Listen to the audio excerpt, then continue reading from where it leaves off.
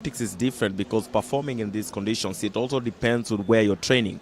A little bit challenging for middle and short distance runners as compared to long distance runners who maybe are used to this kind of conditions, weather conditions. Again, it depends in Budapest, Hungary, what conditions are we going to perform in? So in as much as we can see an athlete doing so well here, it also depends on the weather conditions, how prepared that athlete is physically and mentally. At the end of it all, it's all about getting that much desired podium finish and a medal, and for them making their personal best times and all that. So for me, if you ask me, every single person has done his best. Every single person has given in everything that he could have done or who would have done. So it all goes back to maybe you and your God. It all goes back to fate. But in terms of effort, in terms of 100% giving in, for me, what I've seen here, pretty much I would say that's impressive. Just to take you through some of the results on day one in the men 10,000 meters final, of course, Nicholas Kimeli, Kipkorir, sprinting to beat Daniel Simiyu Ebenyo and Bernard Kibet to win that one. So Kimeli finishing a time of 27 minutes, 29.8 seconds, just ahead of Simiyu, who finished in 27 minutes, 30.5 seconds, and Bernard Kibet, 27 minutes, 33.5 seconds. We also had the 800 meters men semi-final with Emmanuel Wanyonyi winning semi-final number 2 in a time of 1 minute 46.35 seconds. We'll be expecting to see if he can replicate the fine form he's been throughout the season in this one and eventually represent the country in Budapest.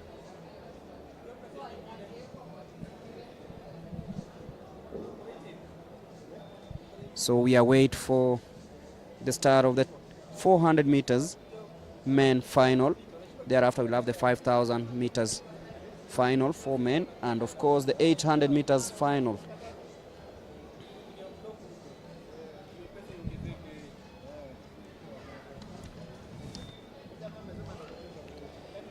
In the 100 meter semi-final yesterday, Boniface Mweresa won semi-final number 1 in a time of 10.4 seconds. Samuel Chege Waweru 10.63 came in second with Isaac Omurwa 10.75. They qualified for the final that will be held later on today, and they'll be joined by Ferdinand Omanyala, Weissman Were, and Stephen Odhiambo Onyango. ALAC is an organization formed by the government of Kenya a few years ago to ensure that everybody stays in sports. We run clean, we stay clean, we eat clean in sports. As Mwangi tells me, it is a critical part of the track and field now because it ensures that the athletes are tested at every point where there is competition. We saw ADAC visit all the 6 weekend meets. They were in Mombasa, Kisumu, and right now they have a tent right there. If you can see the white tent, that is for ADAC, Anti-Doping Agency of Kenya. That is their work, to make sure that all these champions that we produce, Kenya produces so many champions, so many Olympic champions, stay clean and run clean on it. In the 5,000 meters men final, Nicholas Kimeli, Jacob Kirop, Daniel Simiyu. Once again, that rivalry will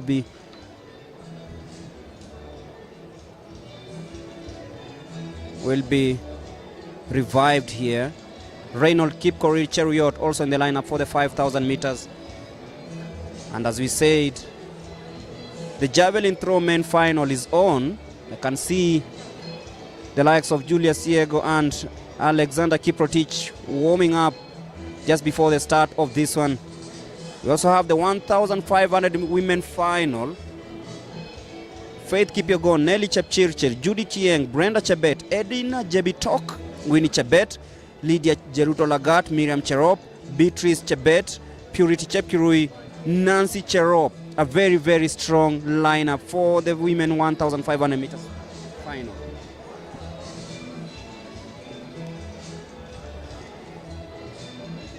We also have the men 1,500 meters final where Timothy Cheruiyot, Abel Kipsang, Reynold Kipkoril, Kamare Tiang, Kiumbe Munguti, Vincent Keter, Charles Kipkurui, Charles Cheboy Simotuo, Elijah Manangoi, George Manangoi, the brother to Elijah, Festus Lagat, Matthew Kipchumba Kipsang, Dominic Lokong Atiol, and Emedi Kiplimo expected to compete in that one.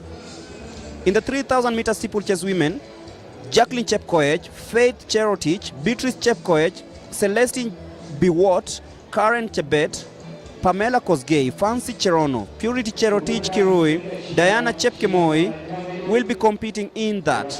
In the women 800 meters final, we'll have Mary Mora, the national champion, Susan Lokayo Ejore, Vivian Chebet Kiprotich, Naomi Korir, Numgrashas Chepchumba, Sylvia Chemutai. And those are the results of the 10,000 meters women final. Pretty much you can look at them and say that quite impressive, because looking at Irene Jepchumba, Kima, finishing at 31.52.20. Agnes Chebet Kintich coming in second at 31.52.45. Catherine Lerilyn Aman, 31.54.59. Janet Chemp Kintich, 31.57.70. Naomi Chepngeno, Grace Loy Bachnao, Margaret Chalimo Kipkirch, and Ruth Ngetich finishing up. I would say not all that bad. Look at the times on how they are competing.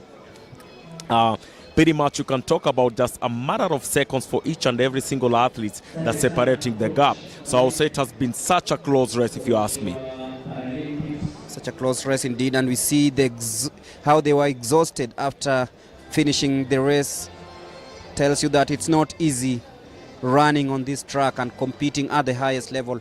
But let's wait and see who makes it to Team Kenya for the World Championships. I was taking you through some of the events coming up. The last event of the day, of course, will be the 3,000 meter steeplechase. Quite disappointing that we haven't won gold in the recent past, both in the World Championships and the Olympics. But you look at the lineup that we have here today, there is a former world champion, Conseslus Kipruto.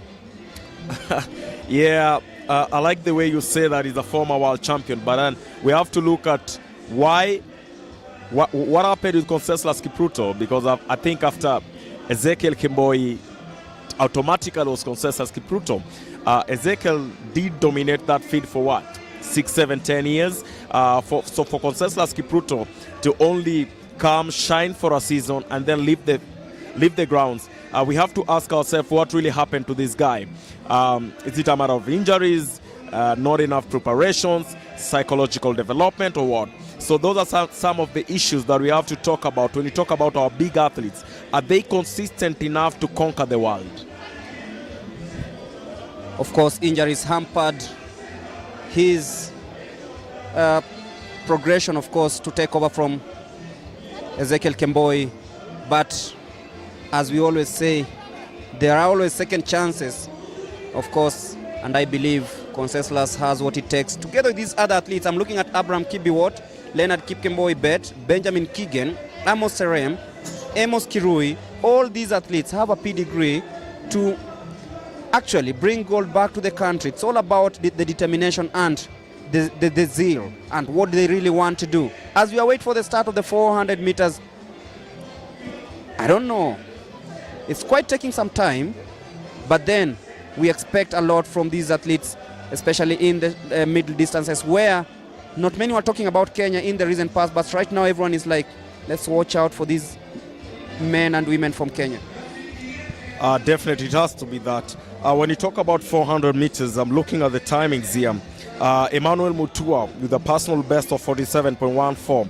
Samuel Toili from Northrift, definitely. Emmanuel Mutua is from Kenya Police Service.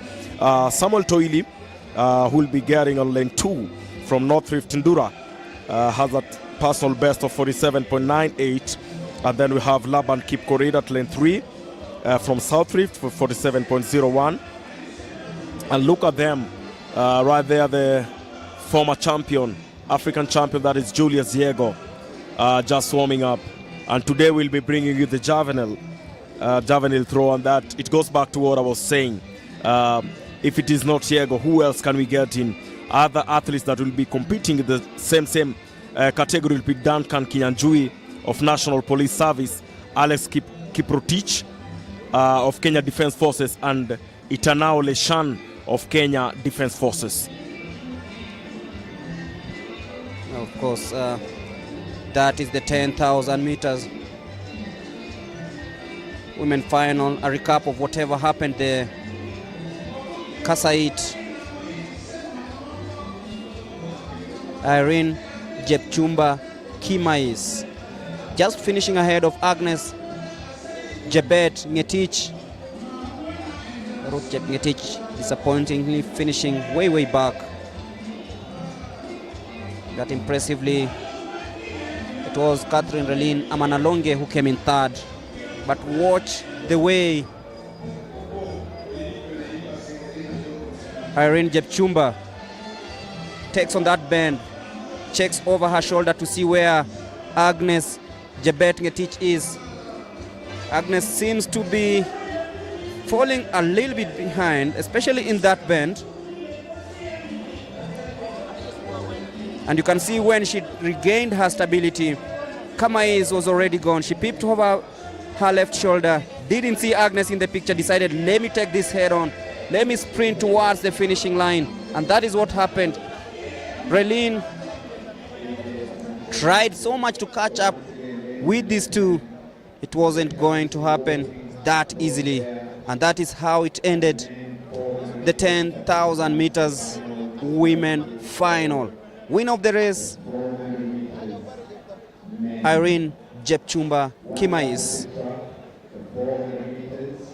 And now, ladies and gentlemen, we are ready for the javelin, of course, which will go on, as well as the 400 meters men final. Yeah, pretty much that's some of the track and field events that people are waiting to see today. When you talk about the javelin, of course, you have to mention Julia Ziego, one of the persons that have really put Kenya on the map there. Not very much a country that is known for javelin, but why it's not for Julia Ziego, at least we can say that we've had that athlete that has put Kenya on the map. Pretty much you can say that this guy, known as Mr. YouTube Man, he learned how to throw by watching the YouTube. And is the African record and Commonwealth record holder for the event with a personal best of 92.72 meters. So that is something that you can look to be so remarkable for this athlete, Julia Ziego. But again, today, as he tries to qualify for the World Championships in Budapest, Hungary, we're trying to look at any other athlete that can join him there, so that at least Kenya, we shall be known for the great events in athletics. Those are the athletes to compete in the 400 meters. You can see lane number 1 missing, so Emmanuel Mutua missing, of course, in lane number 1, but in lane number 2, Samuel Toili, the young man, 46.18, coming into this one. Laban Kipkorir, 46.15 seconds. Kelvin Sawe Tauta, 45.80. Boniface Otunga Mweresa, 45.73. Kevin Kimeu Mutoka, 46.05. Zablon Ekwam, 45.47 in lane number 7. And lastly, Jared Momanyi in his favorite outside lane number 8.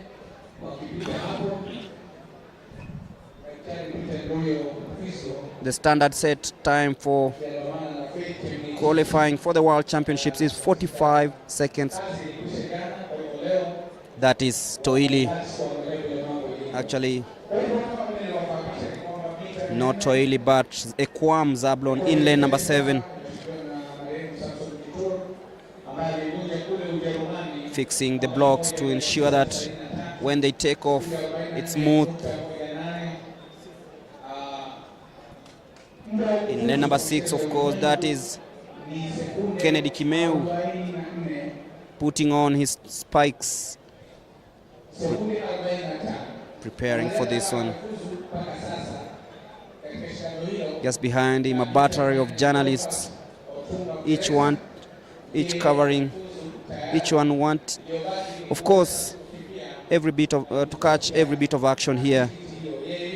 That's lane number 5, where we have Boniface Ontuga Mweresa from the Kenya Defence Forces, the most experienced 400-meter runner in the field today. Qualified in a time of 45.83 seconds.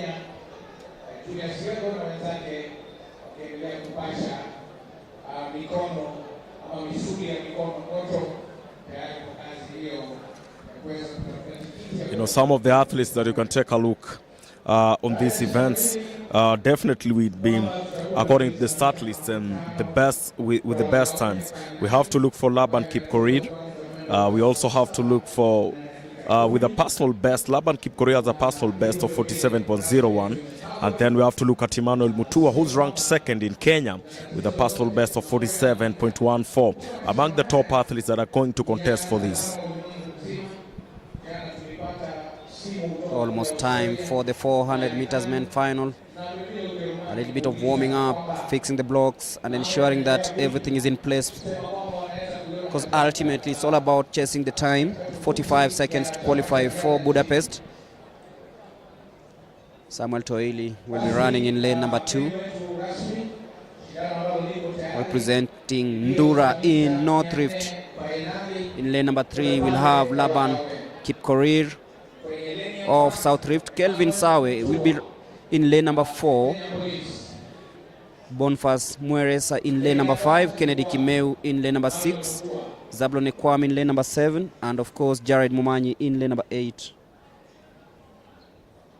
That is Laban Kipkorir.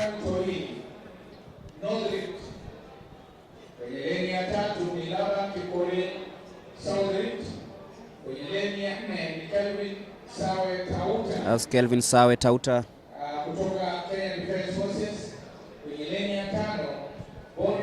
As that's Boniface Mweresa, a very, very experienced runner. That is Kennedy Kimeu Mutoka, and national champion Zablon Ekwam, the national champion. And lastly we have Jared Nyambweke Mumanyi.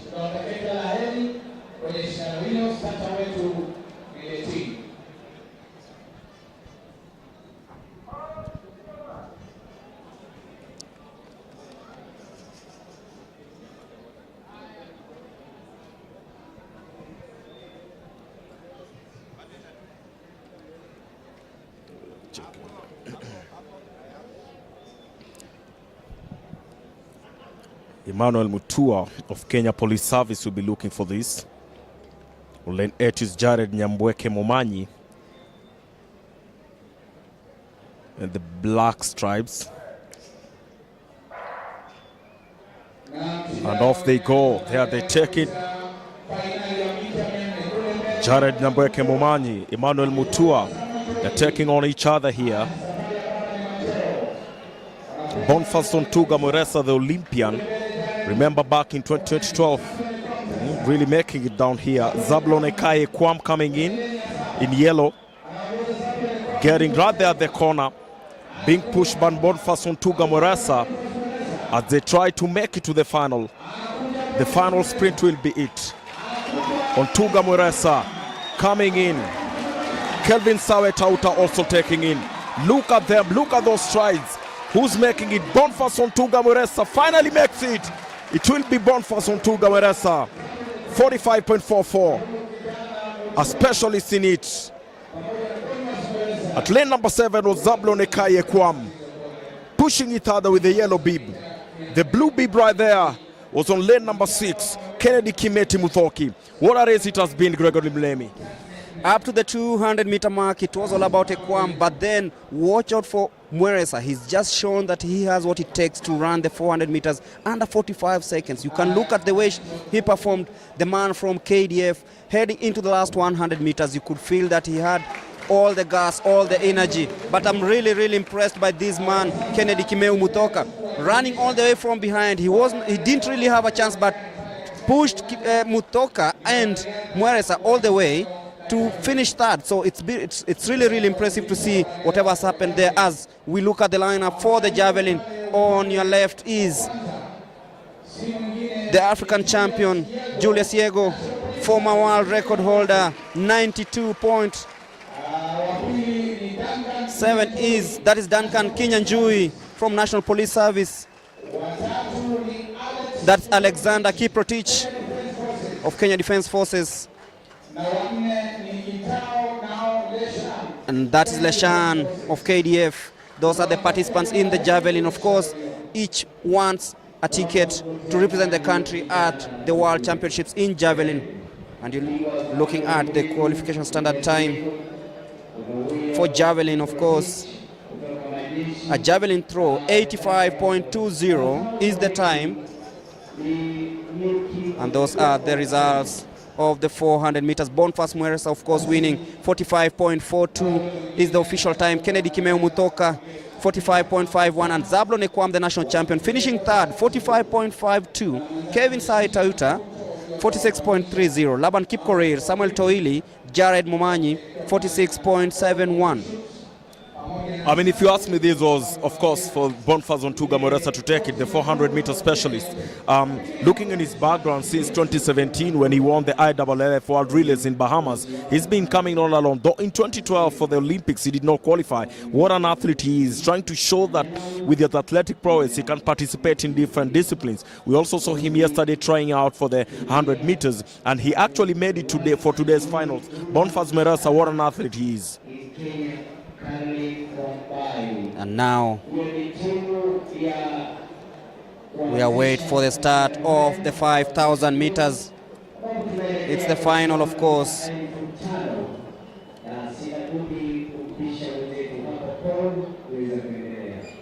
Can see Levi Kibet. The men's 5,000 meters. An amazing race where Kenya has done really Also well in the past in the World Championships and the Olympic Games. Vincent Kimayo. The most famous winner of the Olympics is John Buki, 1988. Jacob Kirop in bib number 92. Watch out for this young man. He was actually the last winner of the 5,000 meters men.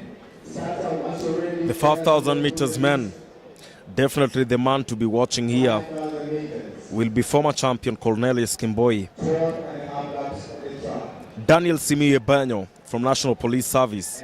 What an athlete he's been. What an athlete he's showed that he can be. Jacob Kirop, registered as an individual athlete together with Nicholas Kimeli Kipkorir, are some of the athletes that will be gunning for these positions. Would look at their personal time best. These are some of the athletes that we expect them to triumph in these finals, make the team, and also triumph at the World Championships in Budapest. As you look at them lining up, remember sensational Simiyu Ebenyo is one of the athletes that a lot of people are looking at right now in Kenya. Such a youngster, Simiyu Ebenyo, born in 18 September 1995, a Kenyan middle distance and long distance runner. Such a young guy, Simiyu Ebenyo, hailing from Baragoi, Samburu County. And this is what we're looking for in Kenya, to try and devolve sports. When you have an athlete from Samburu, an area that is mostly known for castle wrestling, there we go, we do have a champion too. He has such an incredible time too, Simiyu Ebenyo. Also, we'll be looking at Edward Zakayo Pingua, registered as an individual athlete in this. Look at them getting ready for this. And by the gun, off they go.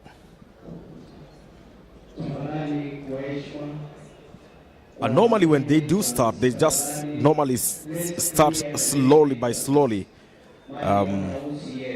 They're just gonna take it slow by slow as they size each other up. Remember, Simiyu is the 5,000 meter national champion. As he tries to make an impact is this. Alongside other athletes that are going to track it away from him will be Cornelius Kimboi, Benson Kiplagat, Emmanuel Corel Kiplagat, Bernard Kibet, Richard Etir, Jacob Kirop, Nicholas Kimeri Kipkorir, Robert Kirop Koech, Rafael Dapash, Kiruhuha Emmanuel Ntangunga, Emmanuel Kiprop, Charles Rotich, Edward Zakaya Pingua, and Vincent Kimayo Kiprop.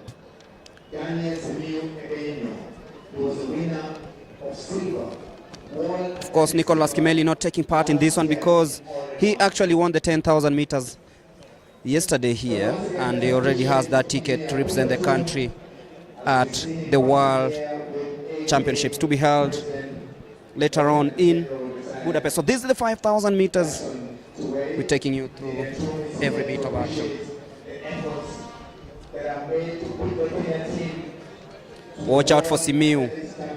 He tried and finished second in the 10,000 meters yesterday. He's here today trying out in the 5,000 meters. Also watch out for Jacob Kirop in bib number 92.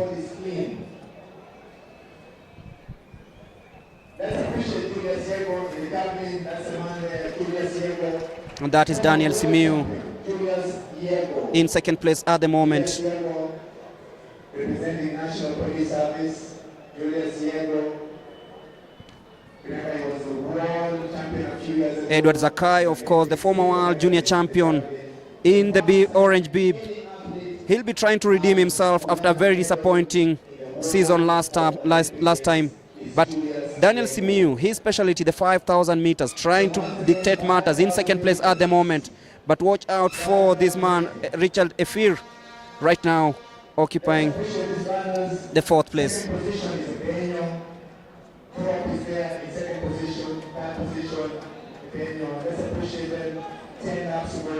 Remember, only the first two runners will automatically make the team. All these runners have, in one way or another, qualified for the World Athletics Championships. This is the reason for the trials. To pick the first, to pick 3 runners to represent the country. And 2 of them will be automatically picked here if they win 1 and 2 positions, and the 3rd one will be announced. And that is Jacob Kirop, of course, in the lead. And you can see Simiu, like what he did yesterday in the 10,000 meters, wants to take matters into his own hands. Some say it might be a little bit dangerous depending on how strong he might be. Leading from the start, sometimes it's good to try and size up the others, tactically getting that approach and getting that final finish. But when you try and lead from the start to the end, you might be using a lot of energy. I remember Simiu Ebenyo, we're talking about last year's 10,000 meter Commonwealth Games in Birmingham, UK. He won a silver in this in 10,000 meters. So you can't say he's a pretty much stronger athlete, but maybe that's his tactical approach. But again, it depends with his stamina and strength. Of course, in the 5,000 meters, it's quite faster than the 10,000 meters because it's a shorter distance in this one. But then you look at Simiu, he looks fresh. He doesn't look like someone who ran the 10,000 meters yesterday. But then watch out for this man, Jacob Kirop. And of course, we'll be looking forward to see what Richard Etir in 3rd place can do. But Simiu taking the lead for the first time, Kirop in 2nd, Etir in 3rd. And of course, we'll be looking at Zakayo still trying to locate him in around the 6th, 7th, 8th position. Nothing much to separate these athletes, but then the 5,000 meters final is promising to be a one that will produce fireworks. If you ask me, Jacob Kirop might be also gunning for these honors because look at him. The 2022 World Athletics Championship and bronze at the 2022 Commonwealth Games. At the 5,000 meters, he won a silver, so that was last year. So this is someone who's basically getting in his specialty and doing what he loves best, getting for the top honor. So he's the man to beat together with Simiu Ebenyo.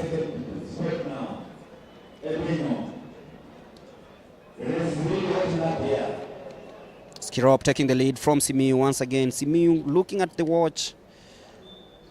Maybe he's timing himself. Also in the picture is Cornelius Kemboi in bib number 98.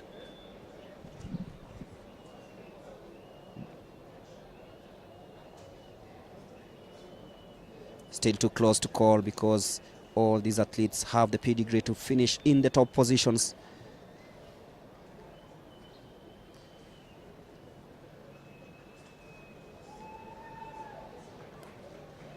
And that's Jacob Kirop taking the lead. Richard Etir in second place. Simiyu in third. Cornelius Kemboi in fourth place. 7 laps to go in the 5,000 meters. We are now almost halfway of this race, and of course quite some quality being shown here. I mean, look at them getting in stronger, but still sizing each other up. But I think the pack has not really separated, except for maybe the last athlete who doesn't look as strong as the others. But the main pack is still intact. Maybe with the final 2 laps, we might see the pack getting separated, and the final 3 will be known automatically from there.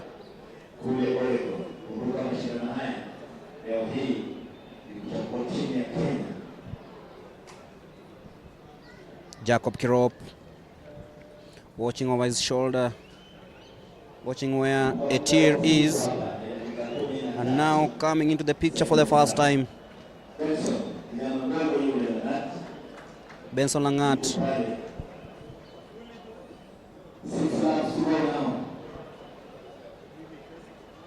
This is very, very interesting.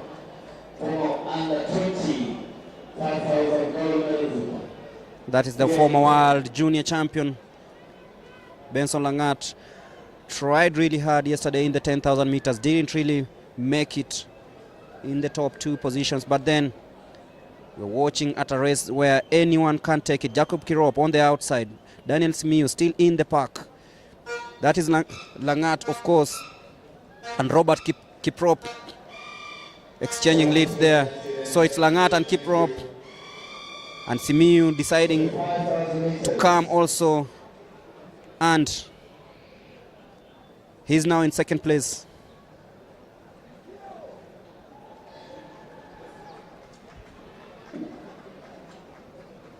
That is Lagat in the lead, Simiyu in second, Kirop falling, still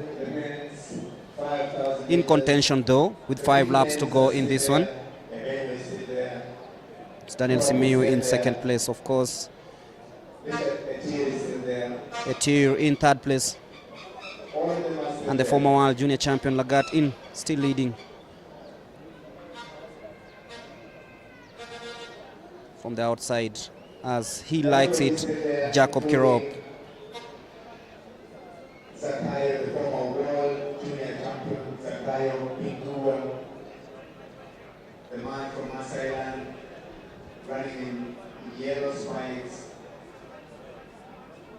So let's appreciate them.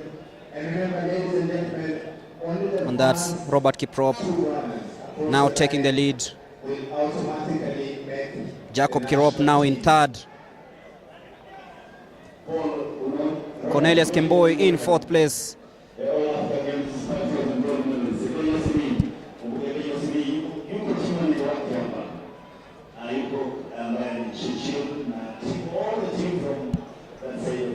That is Simiyu now taking over the lead. Tactically, as it's been, Simiyu knows how to get the business done. Like I said, the pack is yet to separate, except for maybe talking about the 4 athletes that are looking to struggle, and they're going to finish last. But the main pack right now has gone. We're talking about how many athletes. Look at them. Those are 8 athletes in front right now. And that 8 athletes, if you ask me, by the time they're going to finish, we're going to see another separation, about 2 by 2. So if you ask me, it's going to be a race that's going to be between Jacob Kirop.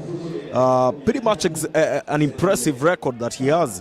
Don't forget that when he was 17 years, Kirop was the 5,000 meter silver medalist at the 2019 Africa Under-20 Championship. What a guy he is. Another guy to look up for these will be Daniel Simiyu Ebenyo, Nicholas Kimeli Kipkorir, always in contention for this. They are taking each other by strides. Look at them right now, hoping to get to the finish line and buy the belt. I do have to thank you so much, our viewers, wherever you are, the Athletics Kenya television. You could always join us at the Athletics Kenya Facebook page. Commentary done by Gregory Mlemi. My name's Sarondenga Odinga. Simply call me Shadi. You can find me on Facebook at Andenga Odinga. My group is East Africa, Chat East Africa Sports. You can put your comments there, and definitely we can be taking a moment or two to appreciate you where you are. For the many people that are gunning to see their favorite athletes, see whether they can finish, see whether they can make the team, wherever they are. Thank you so much, David Wex, watching from Gongtown. Charlie the politician, saying Nicholas Kimeli will win this. Imani James wants Kairop to win, and Dan Kemei, who's watching from Nakuru.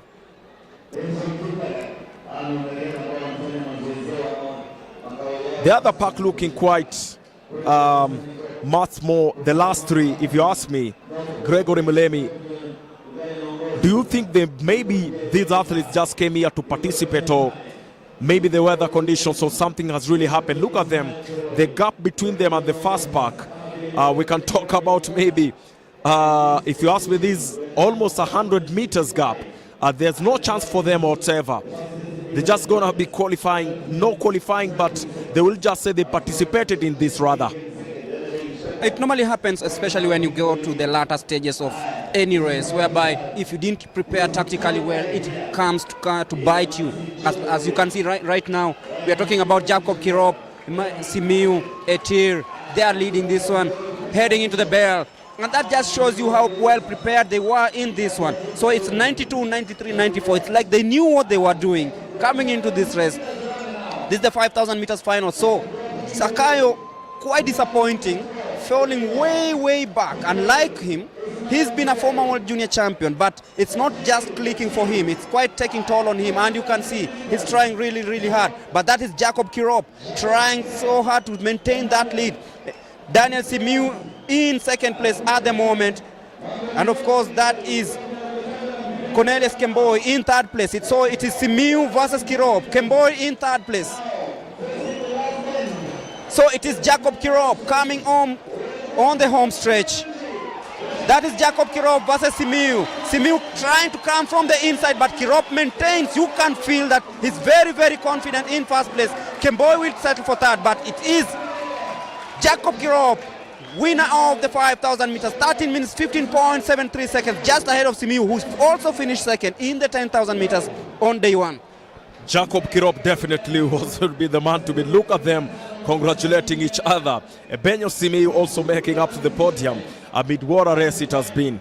But definitely look at them coming from where they're coming from with their history to this. Jacob Kirop, remember what I told you. At age 17, Kirop was the 5,000 meter silver medalist at the 2019 Africa Under 20 Championships. And also remember last year at the 5,000 meters World Athletics Championship, he won a silver and a bronze at the 2022 Commonwealth Games. Jacob Kirop is the man to beat. We can only hope for the best for Kenyans, that will bring the best out of him in Budapest, Hungary. Of course, that's the 5,000 meters final, ending here at the Nyayo National Stadium. And that is how it went down. Kirop taking that bend very confidently and ensuring that he stayed on top. Heading to the home stretch, Simiu fancied his chances, tried to come on the inside, but still Kirop showed his maturity at this level, stayed afloat, and of course Simiu knew that all was done. Kemboi was in a distant third, and that is how it went. Jacob Kirop, of course, booking his ticket to Budapest.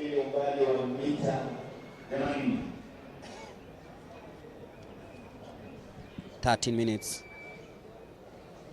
15.23 seconds. Can feel Simiu knows that he has had the work done, and we hand over to Charity, who has Simiu. Charity, take it away.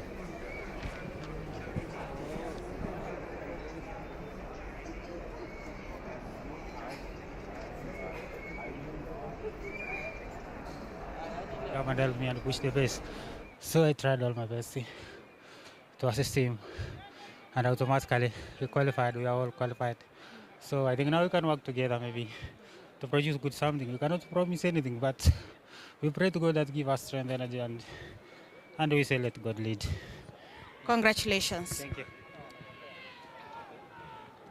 that was Simiyu. He's just won the 10,000 meter final and is qualified for 5,000 meter final. And now we are joined by crop number 2. Crop, number 1, sorry. Crop, how does it feel you've already made it for the team? So I really thank God first by making to be position 1. And I'm also happy that I have already made team Kenya to represent Kenya team in Budapest. Yeah. Hapo kwa 5,000 kuko na ushindani mwingi sana, watu wa Ethiopia, Uganda. Unaona utamanage aje pengine tactics zile mnaweza enda muemploy kwa sababu mshakimbia tena na Simiyu?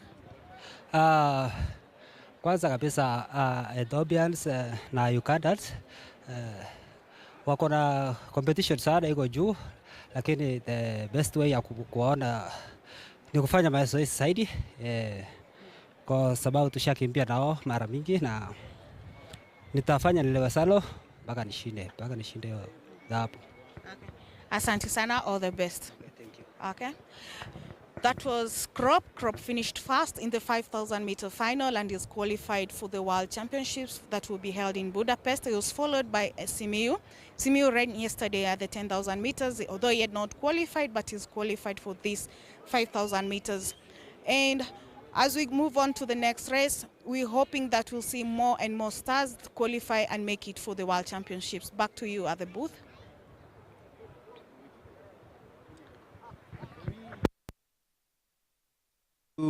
Jacob Kirop, winner of the 5,000 meters, and of course the man who finished second, Daniel Simiyu. For the second day running, he finishes second, and I know he knows what to do as we head to Budapest. So we're also looking at the field events. You talked about the former world champion, Julius Yego, Alexander Kiprotich also coming in very, very nicely in the Javelin. The field events have also given us success in the past. Definitely, you're right. But when you talk about Julius Yoga, we're talking about right now a global figure coming from Kenya. He's actually the one person that has put Kenya on the map when you talk about javelin throws. And the so-called Mr. YouTube man, he's the African record and Commonwealth record holder for the event with a personal best of 92.72 meters. So when you talk about that and looking at him at these trials, we can also ask ourselves who else will also take the mantle from Julius Yego. We need maybe 2 or 3 other athletes that can come and push for that. I'm looking for, that should be Ita Naoleshan of Kenya Defense Forces with the red bib right there. It doesn't really look as muscular as maybe the Eastern European javelin throwers. But again, someone told me it's all about technique. Look at him with the steps. Pushing himself right there to the throw. I think he's gonna come close to the 75-meter mark.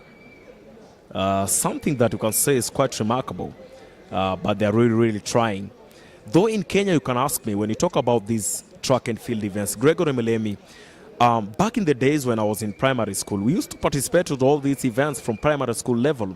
And I remember we could get down up to the provincial level, and then we could come to the national levels. And I remember Kenya's second president, the late Daniel Toroitich Arap Moi, would grace these events, and every single youngster would want to shake his hands. I think when we go back to we can still go back to basics and develop sports the same way.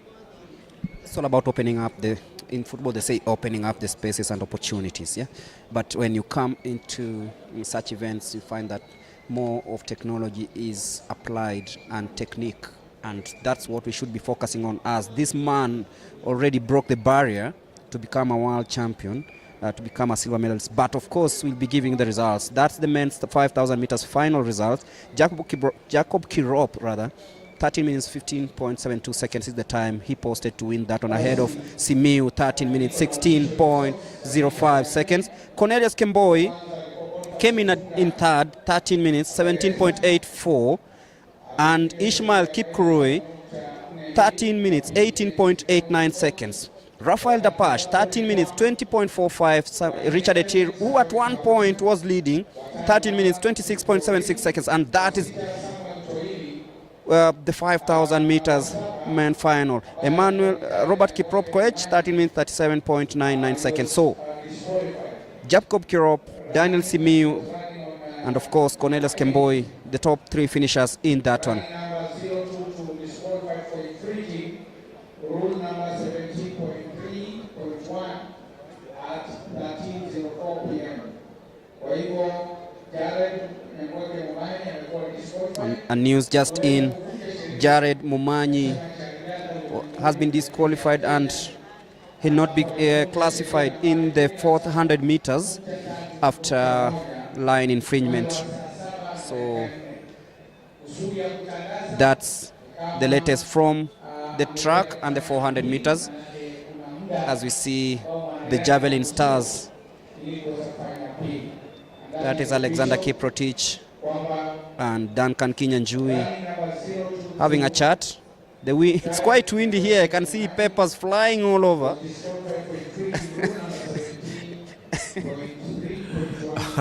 Those are the windy conditions right now in Nairobi, but I would say it's better than yesterday. I mean, I was freezing right here on the on this stage right here doing commentary. But it's that's what you can say that comes closer to what I would really call a winter session in Kenya. In some countries, it's pretty much as colder with the conditions and the degrees going to minus 2 or 5 degrees. So it's not all that bad. We can handle this, if you ask me. So we get ready for the 1,500 women final. Should be happening as the next event. Watch out for the double world champion, the double Olympic champion, the world record holder, Faith Kipyegon. She's in the lineup. Nelly Chepchirchir, Judy Kieng, Brenda Chebet, Edina Jebitok, Winnie Chebet, Lydia Jeruto Lagat, Miriam Cherop. Of course, there is Beatrice Chebet, whom we expected to take part in the 5,000 meters. And I'm told that she was maybe preserving her energy for this one. So we are waiting to see if that is true. And then we have Purity Chepkirui and Nancy Cherop. This is a lineup to serve her. Definitely, when you talk about Beatrice Chebet, Faith Kipyegon, and Nancy Cherop, these are three of the best athletes that we do have in Kenya right now. However, we can also take a look at Miriam Cherop, who's registered as an individual. We do have Purity Chepkirui and Nancy Cherop, who also are individuals trying to garner for the top honors for this and make the team. But definitely, I will agree with you that Beatrice Chebet, Faith Kipyegon, they're coming in to maybe claim the honors as among the top athletes. So every single person definitely is expecting them to make the podium finish for this. Ongoing also is the field event, and that is Kinyanjui going to take his throw, the man from KDF. So once again, ladies and gentlemen, we were holding on. We're hoping that one of these javelin throwers will have a distance of around 85.2 meters, and that is the standard set time for the World Championship. 1500 meters finals. As we continue to thank everybody who has come to the stadium to support the naming of the Team Kenya to Budapest World Athletics Championships. So people are asking me, when did the World Championships Some activity going on in the call room. I believe it's the 1,500 meters began in 1983? women final. The participants getting ready to come and compete in this one. And I can confidently say that this is a race I expect a gold medal in Budapest. Pretty much you can say so, based on how good our athletes are, based on the prowess of the athletes. We do have some events. That's why I think yesterday someone reasoned that looking at the Kenya teams right now, the women's team looks stronger than the men's teams. But definitely it's an argument that can go either way, depending on how you look at it. The javelin throw right there on your screens. We're looking at a throw quite dismal from the showy right there. among some of the track and field events that we're hoping also to make an impact with. If you ask me, Kenya should be known for athletics. When you talk about athletics, track and field events, it's more than just running. And I can give you an example of the United States of America, Grenada, Jamaica, great athletes coming from those countries. We should be asking ourselves, what is wrong with Kenya? We are only known for runners, Mulemi. What should we do to try and get more track and field events? It's all about what you said last evening, whereby you have to ensure that it starts from junior level, making sure that the transition is there, not waiting to have them phased out so that you start something different. For Jamaica, they're undergoing that phase. After Bolt, they had no plan. But right now we can see a couple of young sprinters coming out of Jamaica. It might take them quite some time to fit into Bolt's shoes, but then you look at the performances at the junior level. Other countries caught up. I'm talking about the countries like Botswana, Leslie Tebogo, the world junior champion over the 100 meters, the 200 meters. Such a young man at 19 is already taken the world by storm, and you can see there's something good happening in Botswana, especially in the sprints. And for your information, they are the best sprinting nation in Africa, Botswana. And even be it the ladies or the men, they are doing something different, and it all begins from the youth structures that they put in place. And that's why we had that continental tour that really attracted big names, including Mary Morat there in Gaborone. It just shows you that when you do something attractive, then people will come and, let's say, try to learn from you. And it's happening here in Africa. We are not going to do, I don't know, benchmarkings or something else elsewhere. We can do it here. And believe it or not, Botswana, Kenya, Liberia, South Africa, they are doing something different. There's also a rising star in the 400 meters from Zambia. We all know Zambia for football, maybe. But then, the fastest man with the fastest time in Africa in the 400 meters, of course, is from Zambia. And you look at that, you're like, yes, I believe proper structures and also making sure that people are aware and they know what to do will help. We are talking about having the national championships being held here in Nairobi. It's really, really a good thing. But if you extend these tracks, let's say, to the county, so that every county has a standard track like this one, then it's easy to tap the talents. So let's not just build stadia because we want to build stadia, but have standard tracks like these ones, then it becomes easy. But that's the 1,500 meters, 3 3/4 laps of a very, very interesting race that we are going to witness here. I've seen Beatrice Chebet there. Good to see her in her orange bib. There she goes, Beatrice Chebet. What an impressive season she's had to. When you talk about Beatrice Chebet, I mean, she's an amazing athlete, getting down right now for the 1,500 meters. Quite some accolades for her too, you know. Kenyan long distance runner. Right there, seeing on lane 1 will be Faith Kipyegon, an amazing record of 3 minutes 49 seconds. Nelly Jepkirir also will be there. And off they go. Judith Kieng, Brenda Chebet, Edina Jebitok, Winnie Chebet, Lydia Jeru, Tolagat, and Miriam Cherop also lining up. So basically we'll be looking here at Faith Kipyegon and Nelly Jepkirir. Beatrice Chebet, as light-skinned as she is, wearing a yellow bib and some. She's taking the quite an early lead here, Beatrice Chebet. Quite an early lead, if you ask me.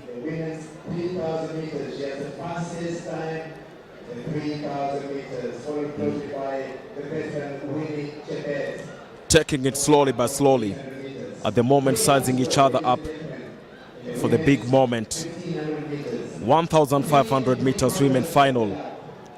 This will be epic. I'm not seeing Faith Kipyegon though. She ran the 5,000 meters yesterday, won it of course, and she, being the world champion, has already a ticket to Budapest, so it's a chance for other athletes to also try and make it to the team, and Beatrice Chebet being fancied as the athlete to make it out of this one. But then watch out for Winnie Chebet, and of course that is Edina Jebito currently in second place as she takes that long stride trying to get past Chebet, and of course she's now in the lead. Brenda Chebet currently in third place, Beatrice Chebet in second, but on your screens right now is Edna Jebitok in the lead. With 2 laps to go in that one. Nelly Chepchirchir in second place at the moment. Still in the lead is Edina Jebitok, Beatrice Chebet. She's currently in third, taking her time. It's the 1500 meters women final. Nelly Chepchirchir in the lead.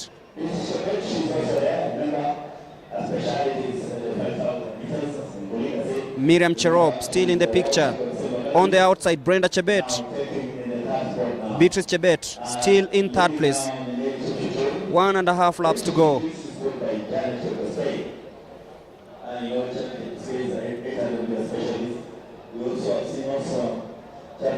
Judy Kieng trying so much to catch up with the leading pack. But that is Nelly Chepchirchir still in the lead.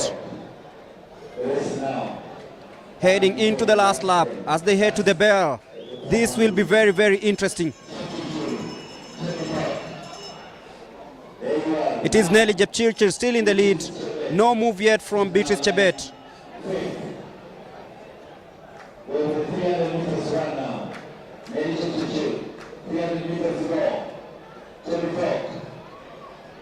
Nelly Chepchirchir still in the lead.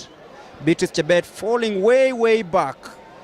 This is quite unlike Chebet we know, but it's Nelly Chepchirchir storming away to victory, heading into the last 150 meters. She knows she has a chance. The long strides helping her. She's currently taking a very, very, very, very huge gap on this one. Brenda Chebet in second place, but it will be Nelly Chepchirchir, winner of the 1,500 meters, 3 minutes 59.78 seconds. Brenda Chebet comes in second. What a race it has been. Nelly Chepchirchir. Remember way back in May this year, she won the 800-meter race at the Grifone meet in Italy, showing what she got. Very, very few could expect how Beatrice Chebet has performed in this race. She just fell by the second lap back and back. Remember, Beatrice Chebet has failed to make the mark, and Beatrice Chebet is the women's senior race world cross-country champion. She's the champion. She won gold actually during that event, and she has failed to make the cut. But it will be time for Nelly Chepchirchir. Nelly Chepchirchir, what an amazing run it has been. And pretty much that's it. And we should be getting the official times on your screen pretty much soon. Once again, I have to thank you for catching up with us at the Athletics Kenya TV. My name's Shadrach Andenga Odinga on the commentary together with Gregory Mulemi. What an event it has been. Thank you so much, Peter Sane, saying that the young lady is talented. Peter Sane, thank you so much for your comment. Boaz Kimutai saying that it's not a good picture for Beatrice. Yes, we also do agree. Boaz Kibunge is saying that, wow, Chiri has not really much made an impact to this. Edith Nchagwa saying that Faith Akoapi mwalimu wa math. Thank you so much. That should be Eunice Sum, if I'm not. Who's that, basically? That's Janet Jepkoskei, the coach of these athletes, and you can see she transcended from being an athlete to a coach, and you can see the products. Brenda and Chepchirchir both winning the 1500 meters. But first of all, let's listen to what the winner has. Team Kenya for the World Charity. Championships. Unafilaje sahi? Kuwin, najua championship, trasi ya championship si rahisi Kenya. So nilikuwa nimejipanga mzuri, coach wangu alikuwa amenitrain poa na naendelea tena kutrain poa. Nataka ningangane nikuja na medal go Budapest. Yeah. Na tactics sai tunajua hiyo fairly Polesco fortunato del portiere milanista sul colpo di testa di John Mensah. Ronaldo da solo anche col colpo di testa del Ghana, e adesso la partenza per il contropiede di Lucio. 3 minuti di recupero, palla a destra, schema con l'uomo libero, se ne va Kakà, chiama il pallone Adriano, ancora Kakà, Cafu dentro, Adriano! 2-0 Brasile, Adriano! La stava chiamando da un quarto d'ora Adriano e alla fine sul cross di Cafu arriva il 2-0, ce l'ha fatta a segnare Adriano. Nel peggior momento del Brasile. Brenda, congratulations. Unafilaje vile umebook tiketi yako ya kwanza Team Kenya? Niko na furaha sana na nilikuwa nimejiprepare. Niko na furaha sana. Nimeona Janet amekuja akawahaga. Hata una train na Nelly? Tuna train na Nelly. But tuko management moja lakini training ni yako Kapsabet, mimi niko 10. So sasa hivi vile utaenda, kuna ushindani mingi sana Ethiopia, Uganda, wazungu pia wako. Unaona utafanya aje? Nitajaribu pia. Nikienda huko nitajaribu. Thank you so much.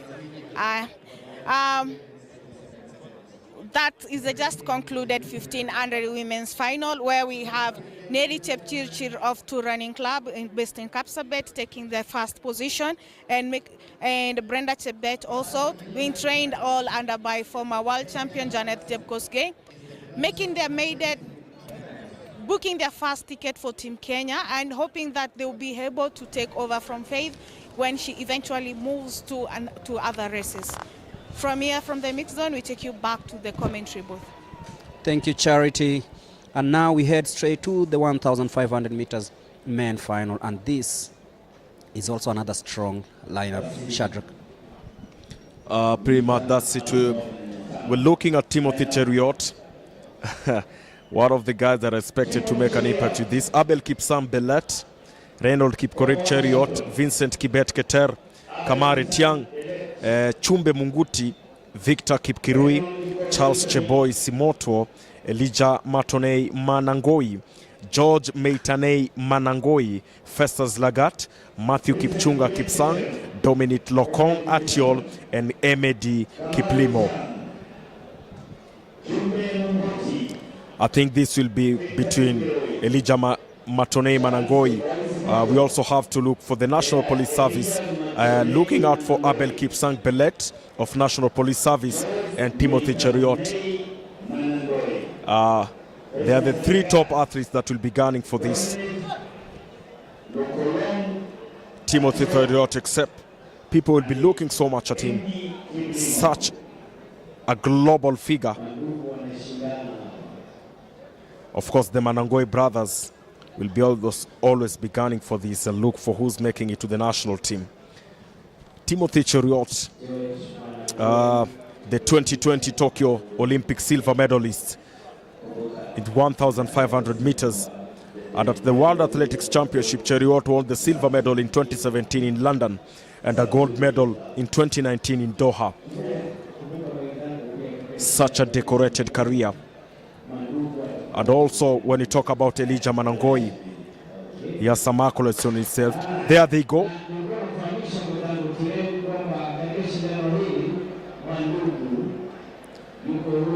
Elijah Matonei Manangoi, one of the athletes that will be looking for this.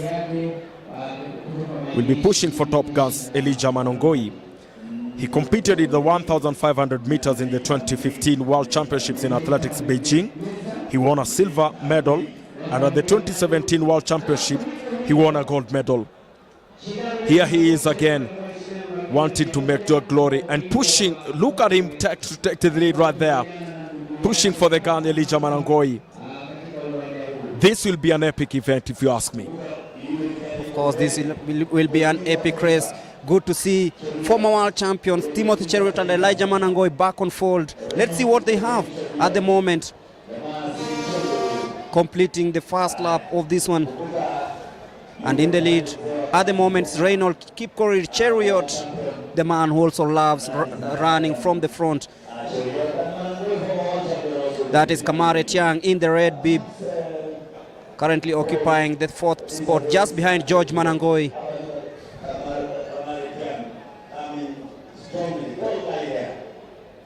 Timothy Cheruiyot, of course, still in the middle pack.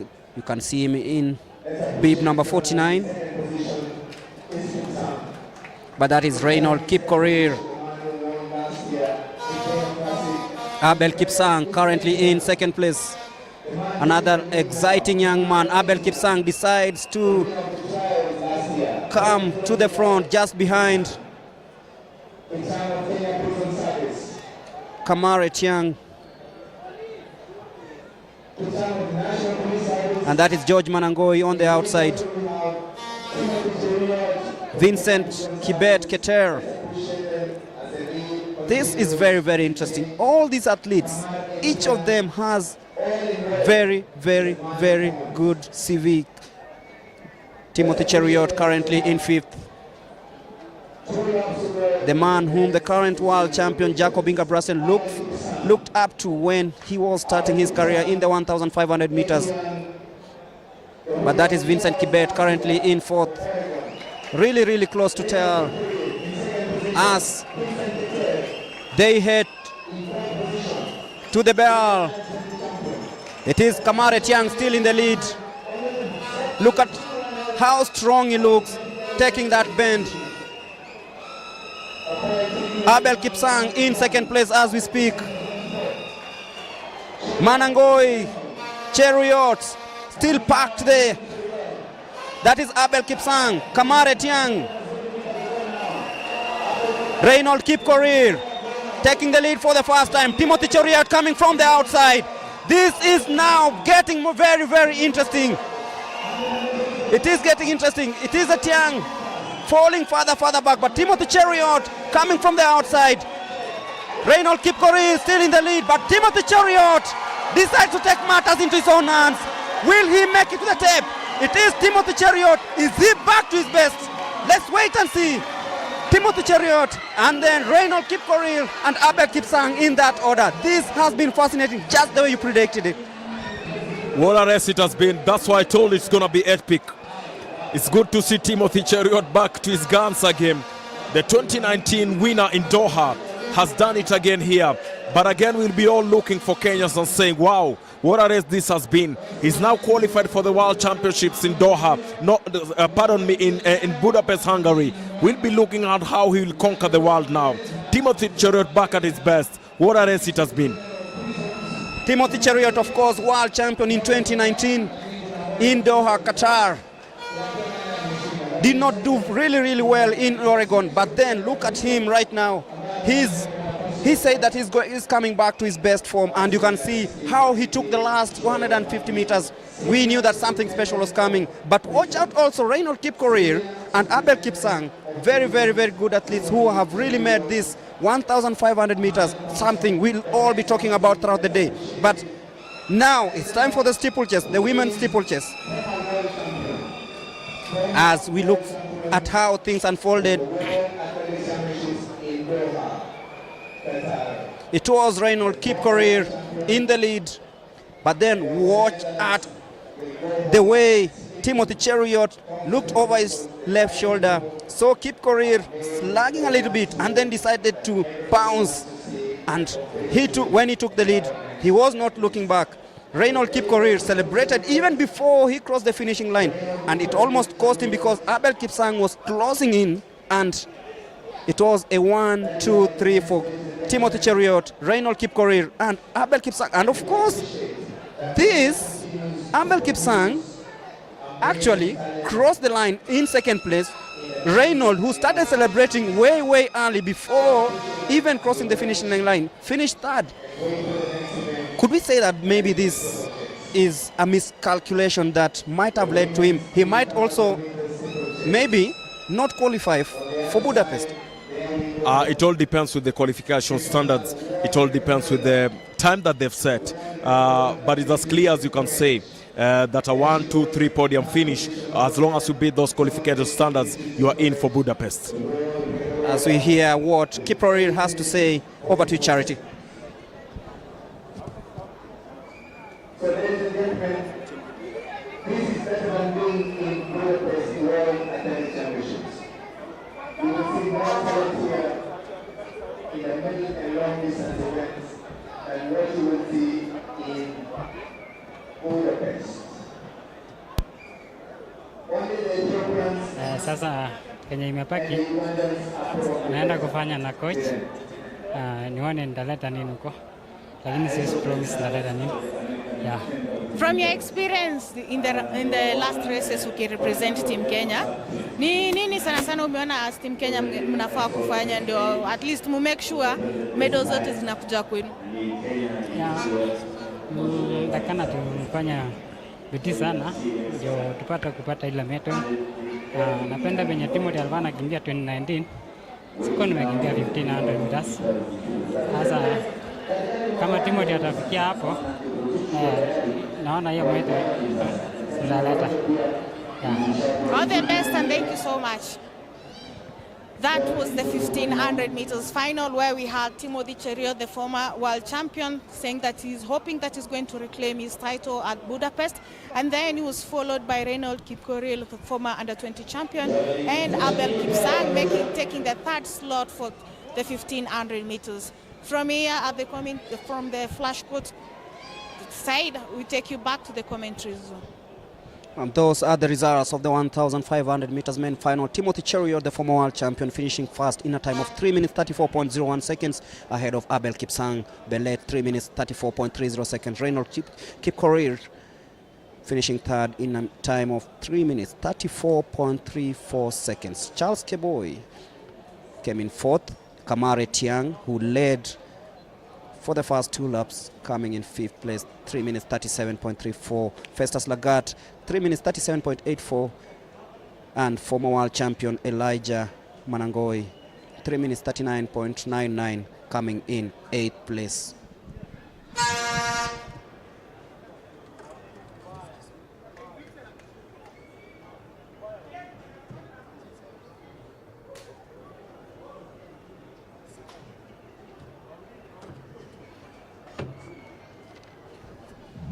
So gear up for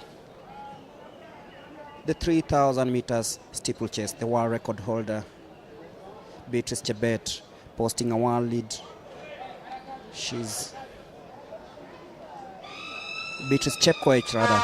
She's in this one in bib number 84. Fancy Cherono is also in this one, the 3,000 meters steeplechase.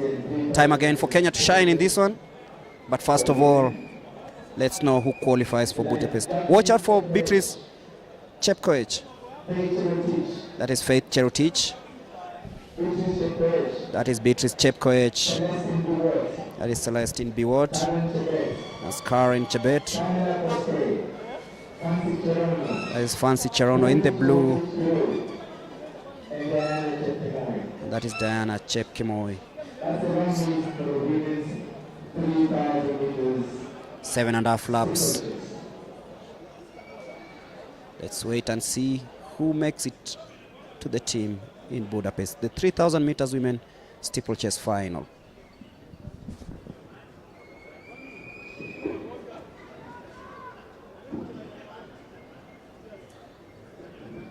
So we wait for the starter. Thank you.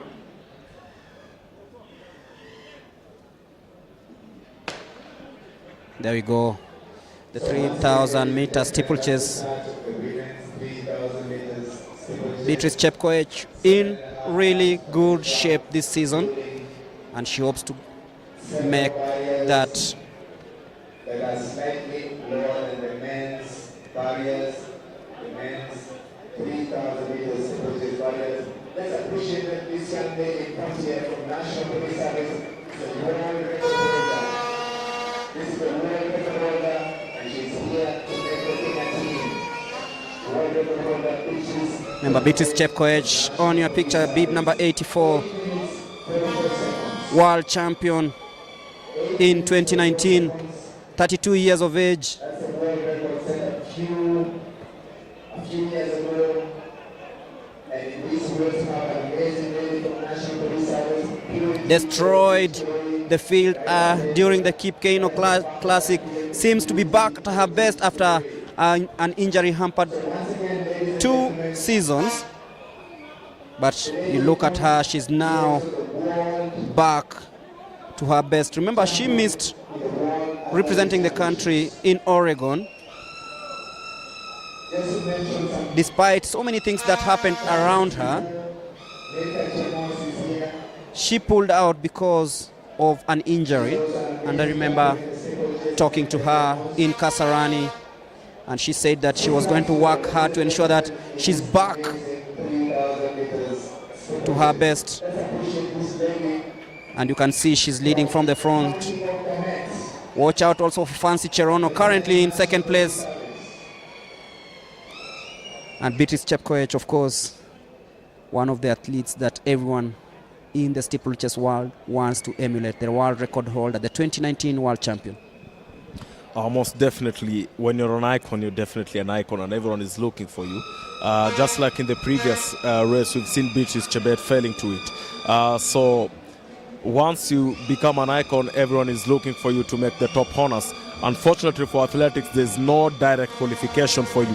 You still have to come, qualify, gun it out with the rest of the squad, and see if you can make the team. Remember, many other athletes are still fighting for the same positions, so you have to come out and prove yourself once again. It's a never-ending cycle, if you ask me. And of course, we talk about Beatrice Chepkoech. Remember, on 9th of June, when Faith Kipyegon set the 5,000 meters world record, she actually paced it for her. Beatrice Chepkoech was the pace setter in that one, and it just showed you that she has what it takes to, let's say, try out something else. But she's currently in second place, just behind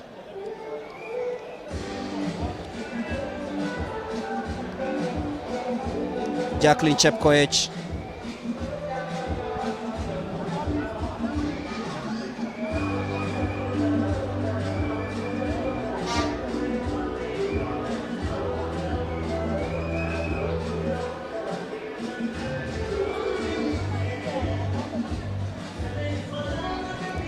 Remember, Jacqueline Chepkoech is the Commonwealth champion, won in Birmingham last year. She's now toe-to-toe with the world record holder, Beatrice Chepkoech. Look at them jumping those hurdles beautifully. In third place, of course, is Faith Cherotich. Haven't seen much of Fancy Cherono to this point, but it's now between the Commonwealth champion and the world record holder, Beatrice Chepkoech and Jacqueline Chepkoech. So this is the 3,000 meters steeplechase final. Beatrice Chepkoech in cruise control of this one.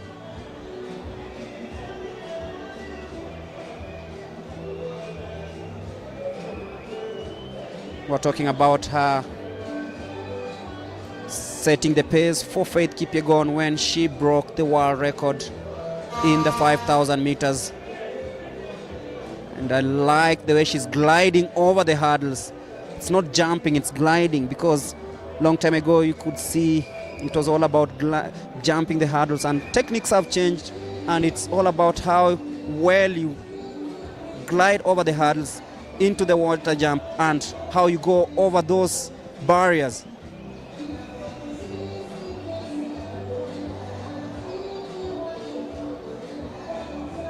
Beatrice Chepkoech still in the lead. Jacqueline Chepkoech in second place.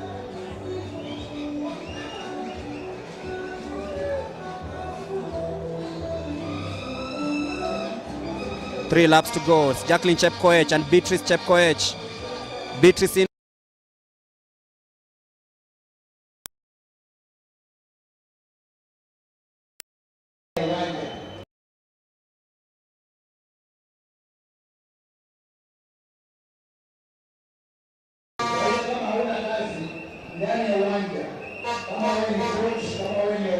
Fancy Cherono's fallen way back. So it's the two Chepkoech, that's Beatrice and Jacqueline, currently leading the way.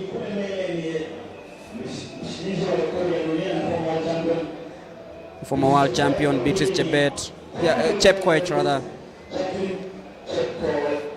and the Commonwealth champion Jacqueline Chepkoech in second place.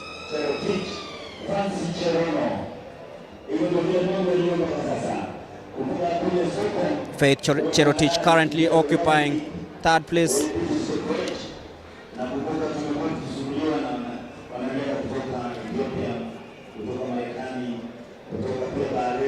That's Beatrice Chepkoech leading the way.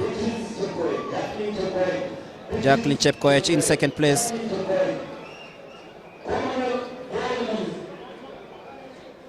The Commonwealth champion in second place. The former world champion in first place. 2 laps to go.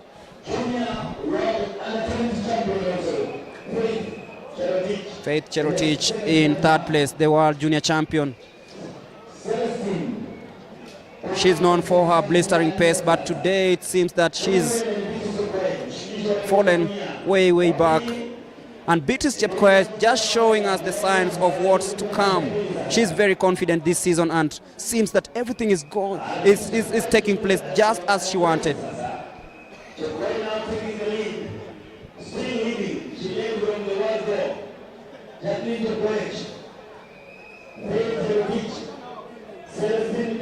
And I just love the way she takes that water jump.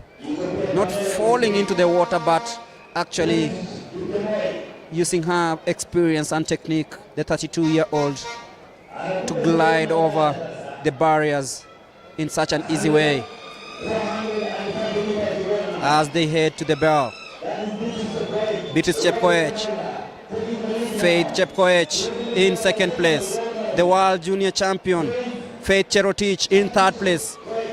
This is a Beatrice Chepkoech race to lose because she's in cruise control of everything. What can she do? Can she produce another magic moment here? It's not going to be the fastest time in the world, but then Beatrice Chepkoech just showing us that she's back after seasons hampered with injuries, losing her world crown. She's back in contention for the World Athletics Championships, and she's going to Budapest. It's only a matter of time before she crosses the finishing line into the last 100 meters. One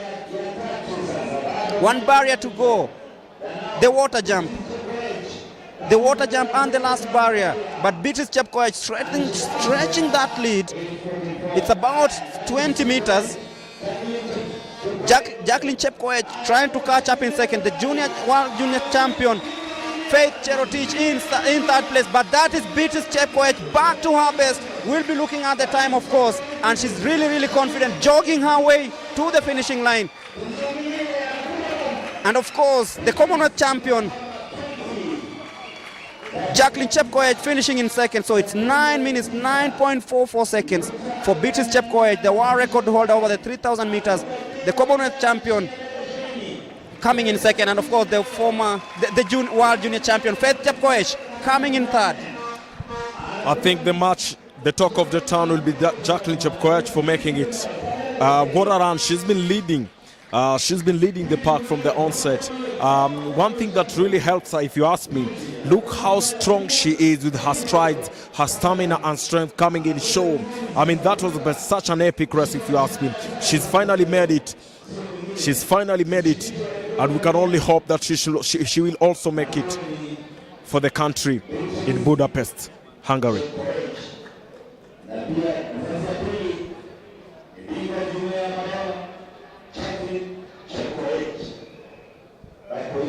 Beatrice Chepkoech, of course, back to her best, winning the 3,000 meters steeplechase.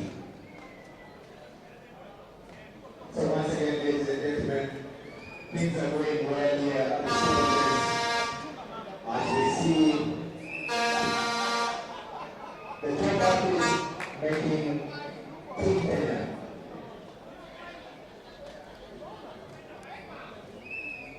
Faith Cherotich finished third in this one. And of course, the Commonwealth champion, Javelin Chepkoech, coming in second. So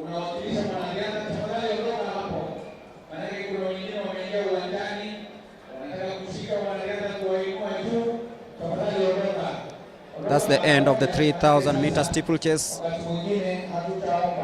won by the world record holder, the 2019 champion, Beatrice Chepkoech.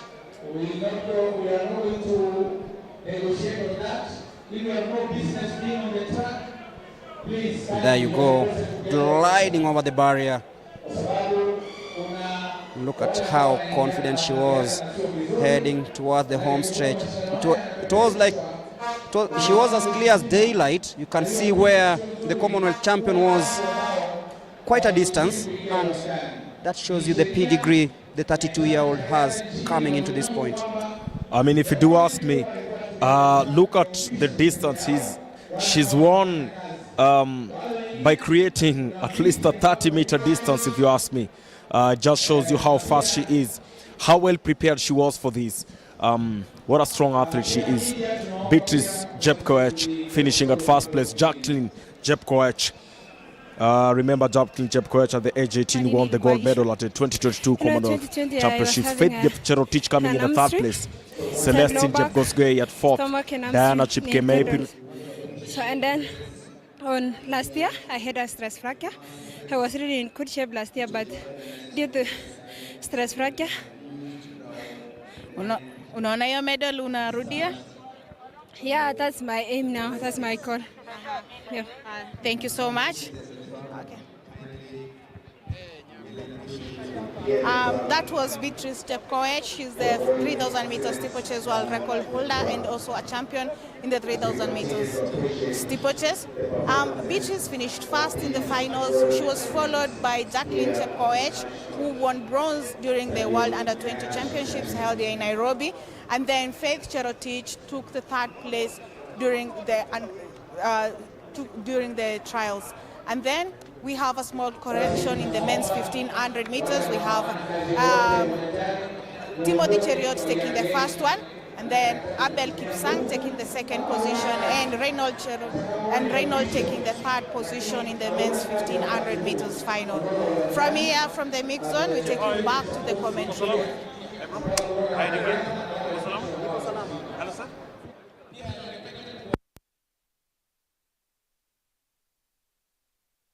Yes, as we await for the start of the 800 meters women final. That was Charity talking to Beatrice Chepkoech, and of course Purity, not Purity, but Javelin Chepkoech, the Commonwealth champion. It's very interesting to have a former world champion, a Commonwealth champion, and a world junior champion representing the country at the global stage. This might be one of the reasons why we might also fancy the 3,000 meter steeplechase women for gold, silver, and bronze. It will be important for Kenya to have a clean sheet at the podium finish. It will be something very, very remarkable. Looking at Beatrice Chepkoech Sitonik, she has specialized in the 3,000 meter steeplechase, and she won a gold medal at the 2019 World Championships. And remember, a year back at the African Championships in 2018, she also won a gold medal. And in the 1,500 meters, Chepkoech took silver at the 2018 Commonwealth Games and a bronze medal at the 2015 African Games. So you can basically say, for her coming here and winning is not by fluke, not by chance, but it's something that she's always been preparing for this and knowing what she wants. She's a specialist in this. So going to Budapest and making the team, Kenyans expect that gold medal as well. Of course, we hope that with the better preparations and of course the urge to improve, say, the ranking, the status, and of course ensuring that Kenya has the pride it's always had in the steeplechase. Then the three, Beatrice, Faith, and Javelin, will give us some hope in the 3,000 meter steeplechase. Faith Cherotich being the world junior champion, Beatrice Chepkoech, the world record holder, and of course Jacqueline Chepkoech, the Commonwealth champion from 2022 in Birmingham. So the 3,000 meters steeplechase women final is done as we await for yet another blistering event, the 800 meters women final. Mary Moraa, Susan Lukayo Ejore, Vivian Chebet Kiprotich, Naomi Korir, Nomgracious Chepchumba, Sylvia Chemutai Chasebe, Penina Muthoni Mutisia, Josephine Agostino, and Perina Lokure Nakang. That's the lineup for the women 800 meters final.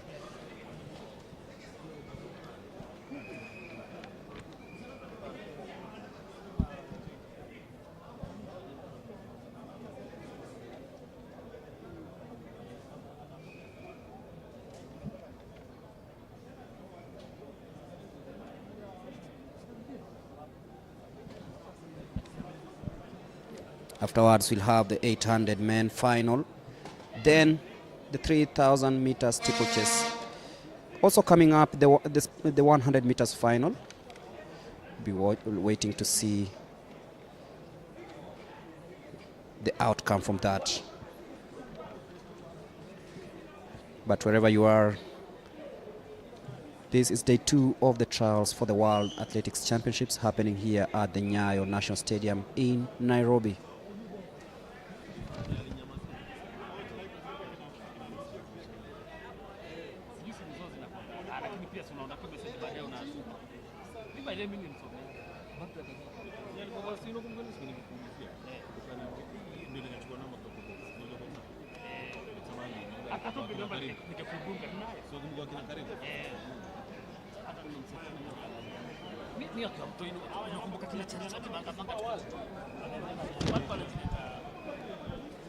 Coming up is the 800 meters women final. The athletes walking on the trackway to the starting point. All eyes, of course, will be on Mary Moraa. Won the 400 meters here yesterday.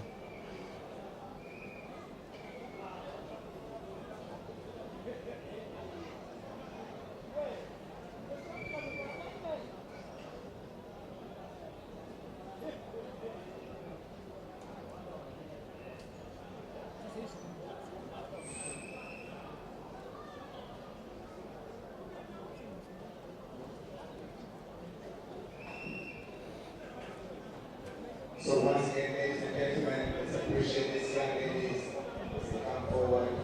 Women's 800 meters finals. And appreciate a beautiful lady there, Mary Moraa. Mary Moraa, the Roman. So Mary Moraa in focus. Let's appreciate all of them.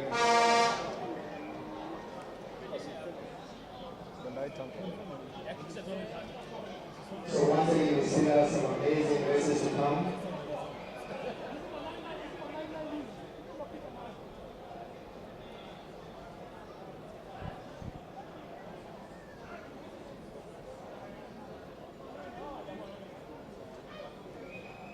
Mary Moraa, remember, won bronze in Oregon behind Athing Mu of the United States and Kelly Hodgson of the United Kingdom.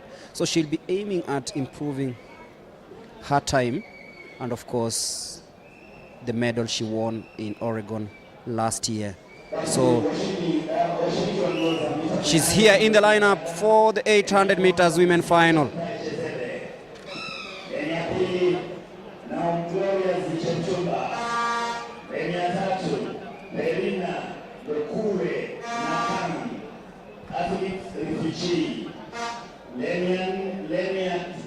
That is Susan Lokoyo Ejore.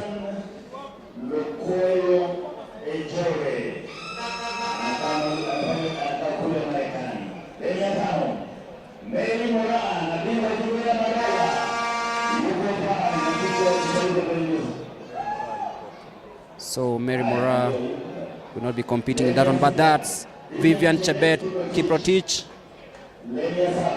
and that's Naomi Korir, highly rated.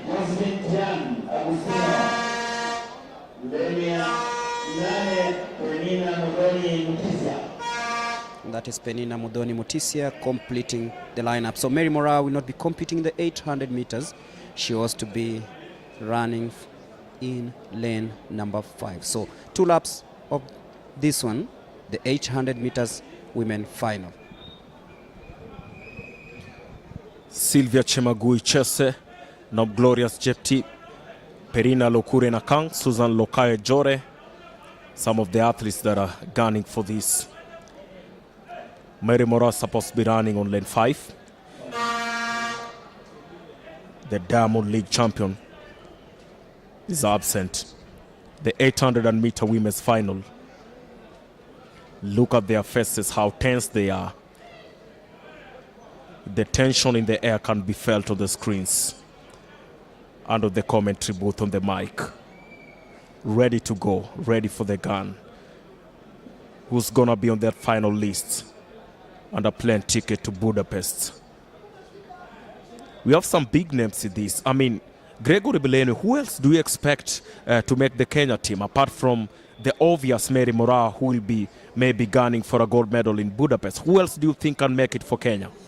Did you just watch the 1500 meters women final? Then unexpected won the race.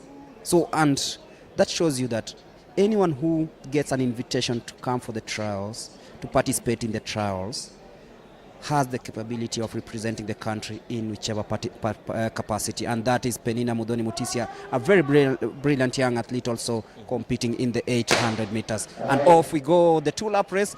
All I can say is that the one who gets the tactics right and takes the line on the inside lane and comfortably sits in front has a chance.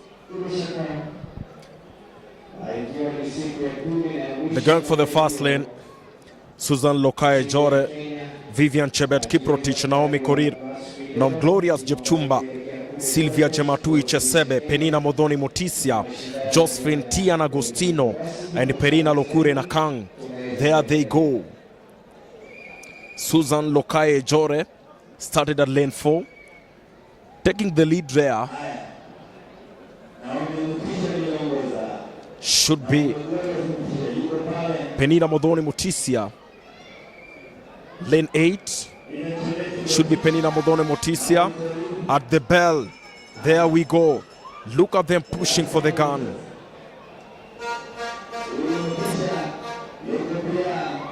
Vivian Chebet Kiprotich pushing him.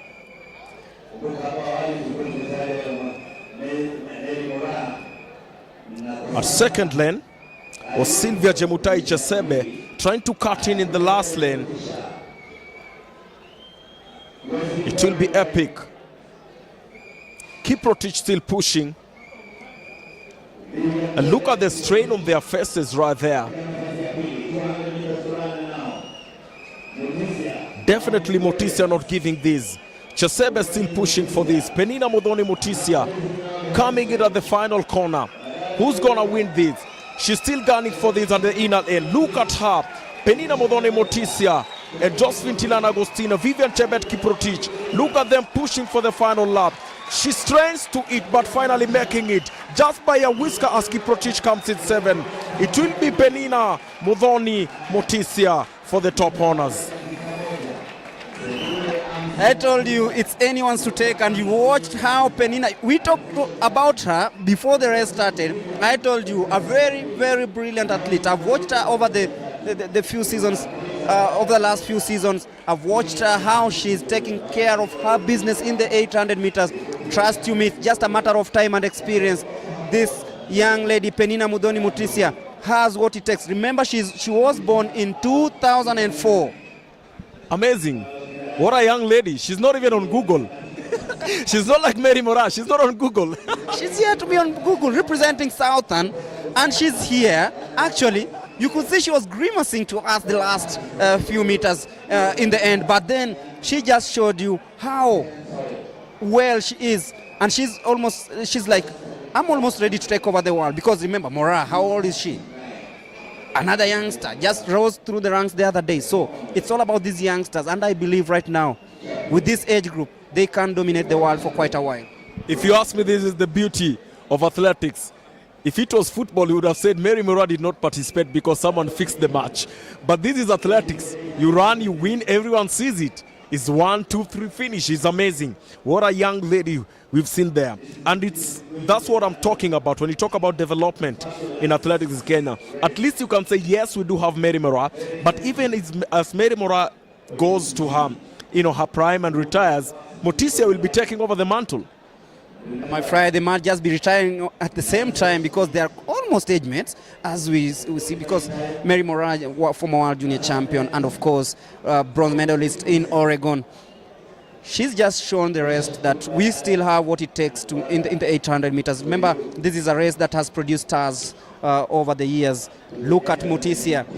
She knew that she was in cruise control. And remember when I told you, when they take the inside lane and you stay in the front, a few meters ahead of the rest, it's so difficult to catch anyone in that position. David Rudisha used the same tactic. Mary Moraa has been using the same tactic.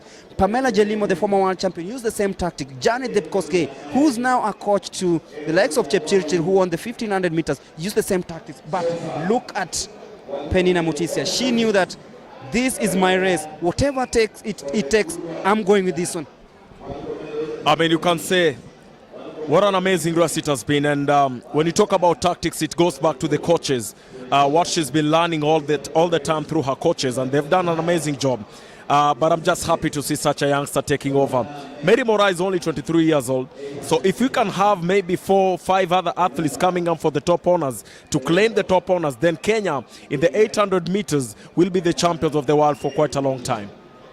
Those are the results of the 800 meters women final. Penina Mudhoni, of course, winning in a time of 1 minute 59.55 seconds. Vivian Chebet Kiprotich, 2 minutes 30 seconds. Naomi Korir coming in third. Susan Lokayo Jore coming in fourth. Nomogracious Chepchirchir in fifth place. Sylvia Chemutai Chesebe and Penina Lokure Nakang, Josephine Tian in that order. But we quickly shift our attention to the other race that we had gold in Oregon, the 800 meters men final.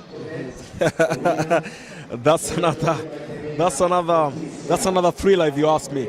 But that's on the screens. Look at who's won it. Penina Mudhoni Mutisia at 1.59. Vivian Chebet Kiprotich coming in second at 2 minutes and 30 seconds.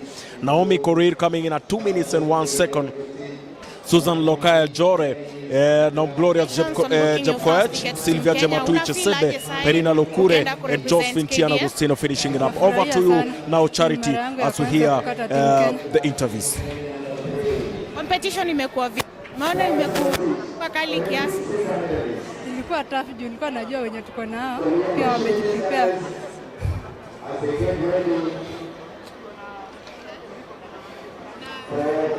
Taktiki yako itakuwa gani kwa sababu kwa 800 meters kuna competition kali sana?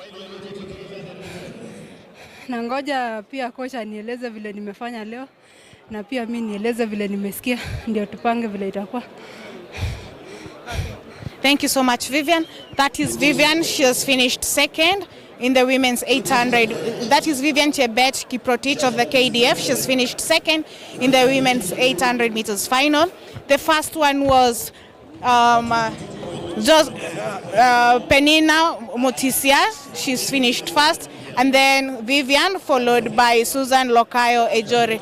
All are fairly new faces, hoping that we will finally have new young athletes taking up in the 800 meters competition. From the mixed zone side, we take you back to the commentary booth. Thank you so much, Charity. And we are moving on to the 800 meters men final. Ferguson Rotich, silver medal in Tokyo. Kelvin Kimutai, Emmanuel Wanyonyi, the youngster, Collins Kipruto, Wycliffe Kimanyal, who produced some splendid race yesterday on day one in the semi-final. Alex Ngeno keeping a teach, who finished second in the first semi-final yesterday. Collins Tuwei and Elias Ngeny. Those are the athletes to take part in the 800 meters men final. This promises to be very interesting. Of course, all eyes will be going for 18-year-old Emmanuel Wanyonyi. who specialized in 800 meters. But look, he was placed fourth at the 2022 World Athletics Championships. That was last year. And Wanyonyi won a gold medal at the 2021 World Under-20 Championship, setting up a championship record in the process. Now, he's the man to beat this season. Remember, also Wanyonyi this year, from the Kip Keino Classics, he's run, if you ask me, about 4 or 5 races. The Guepa race in South Africa, the Okpepe race in Nigeria, and he's been champion in both races. Now, let's take time to see how he can managing the national team and setting up a record here too. As Collins Kipruto in lane number 4.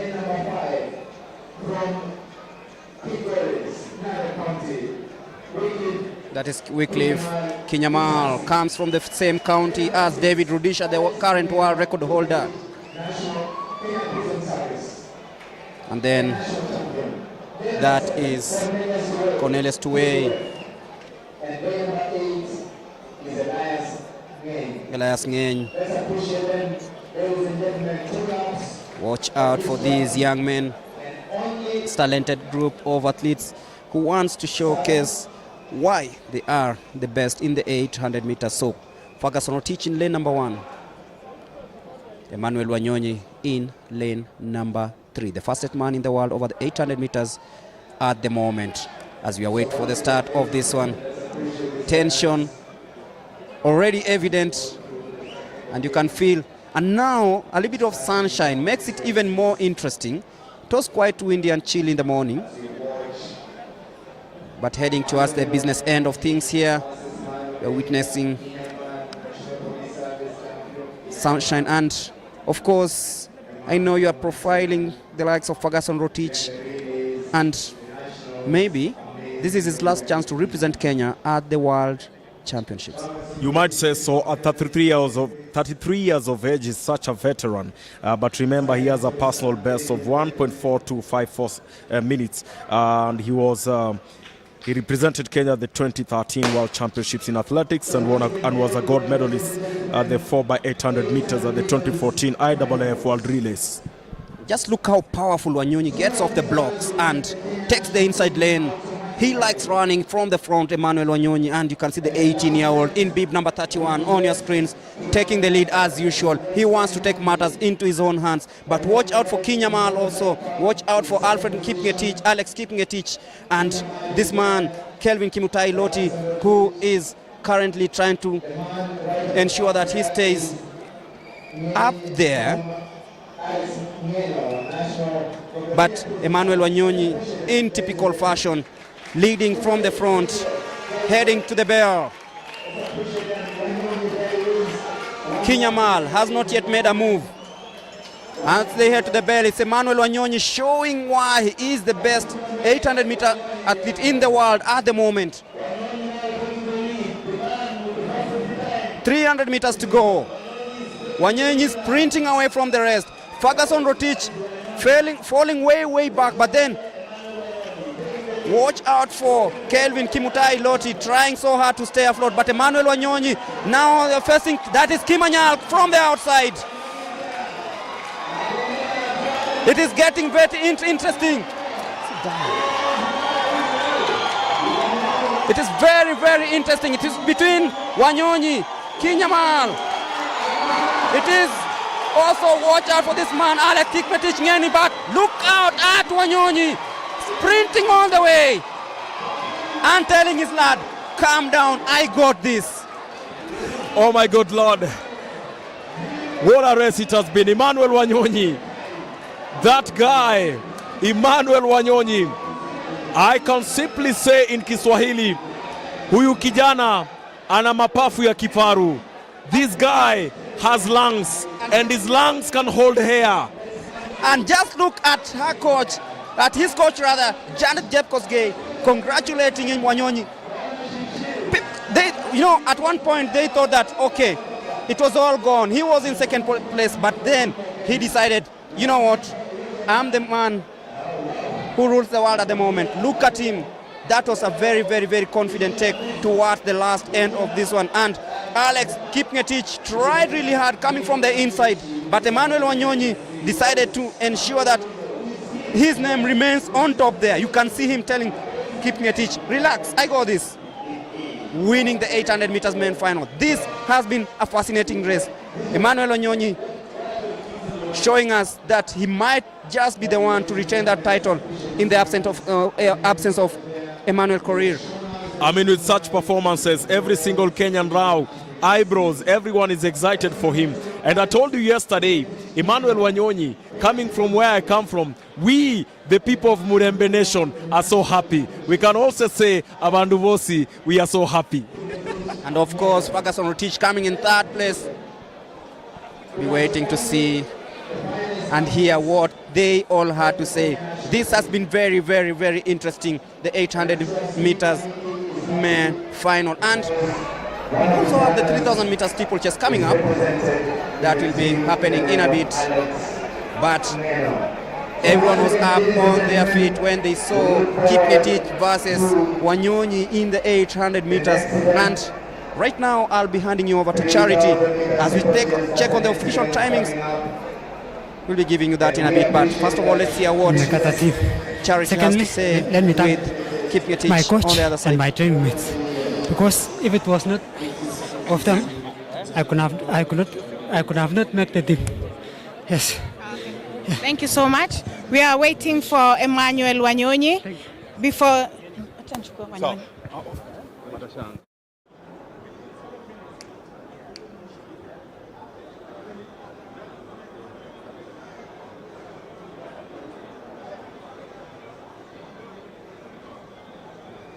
Alex Nyayo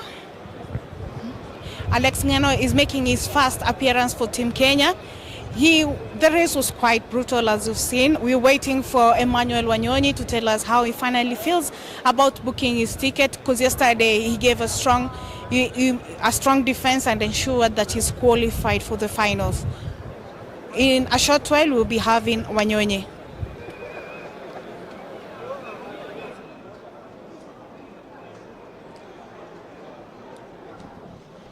Shadrach, I know the 3,000 meters steeplechase will excite you because of the rich history we have. What do you expect from the lineup in this one? I mean, looking at Abraham Kibiwot of National Police Service, Leonard Kipkemoi Bet, an individual, Benjamin Kiget, Kenya Defence Forces, Amos Serem, an individual, and also don't forget Conseslus Kipruto Zia and Emmanuel Wafula. This is such an epic race too. I'm expecting quite some waves to be going with this, based on how these athletes, on their records, based on how their records are and how they'll be performing individually. Once again, I'd like to thank you for those of us who are just joining us live at Nyayo Stadium. This is Athletics Kenya TV. You can always catch us up on our Facebook page. Give us a comment and tell us what you think. How's your day so far? I'm so happy for you. Thank you so much for joining in. My name's Andenga Odinga of the commentary microphone together with Gregory Mlemi. I'll be so happy to be reading some of your comments. For those of us that are catching us live for whichever part of the country, thank you so much for tuning in. Abraham Kiplagat, thank you so much for your message. Adriel says that this is on as we get ready for the 3,000 men's final. They are lining up for that. Nelson Kipkemoi, thank you so much. Stella Chebet says that Rotich got experience for this. Sharon Atieno says congratulations, Wanyonyi. Binti Flora Jose says keep watch. Richard says he's watching from Washington. Asante sana Komihendo Richard from Washington. Thank you so much. Austin Bohemba watching live from 019. The participants of the 3,000 meters men's final, like goes on your screen, Abraham Kibiwot is right there. There they go by the gun. So nimefurahia kwanza kitu ya kwanza kumake team. Thank you so much. We wish you all the best. Okay.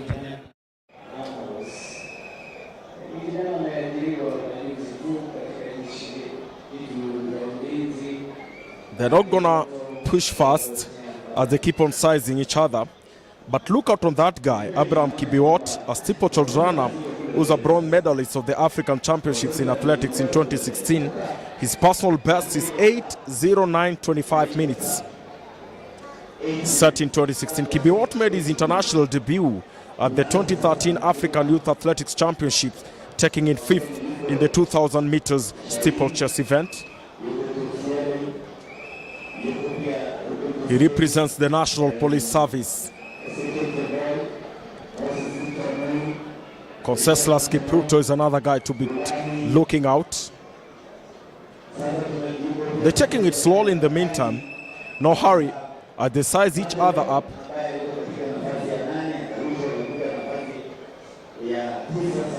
Remember when Conseslus Kipruto, back in the days when he was starting, World Champions pushing for Ezekiel Kemboi's, the legendary steeplechase athlete, on his retirement during his prime. Kipruto was the 2016 Rio Olympic champion, and at the World Athletics Championships, Kipruto won gold medals in 2017 and 2019. He also won a silver medal in 2013 and 2015, a bronze, and in the 2022, simply last year. There they go. Thank you so much for those of us who are taking their time. Alfred Regan says Kipruto is the man to watch. Stella Chebet say, Konse my guy, hope you'll make it. Thank you so much. Rashid Rajab Sudi, he says that ayesa masi sasa nitaanza na wewe, na kama si wewe ni kisi come inbox to mingle. Wewe wacha unakuja kukatiana hapa kwa Facebook. Binti Flora Jose says we have another Emmanuel Afula here. Thank you so much. There they go, gunning for the bell right there as they take in the corner.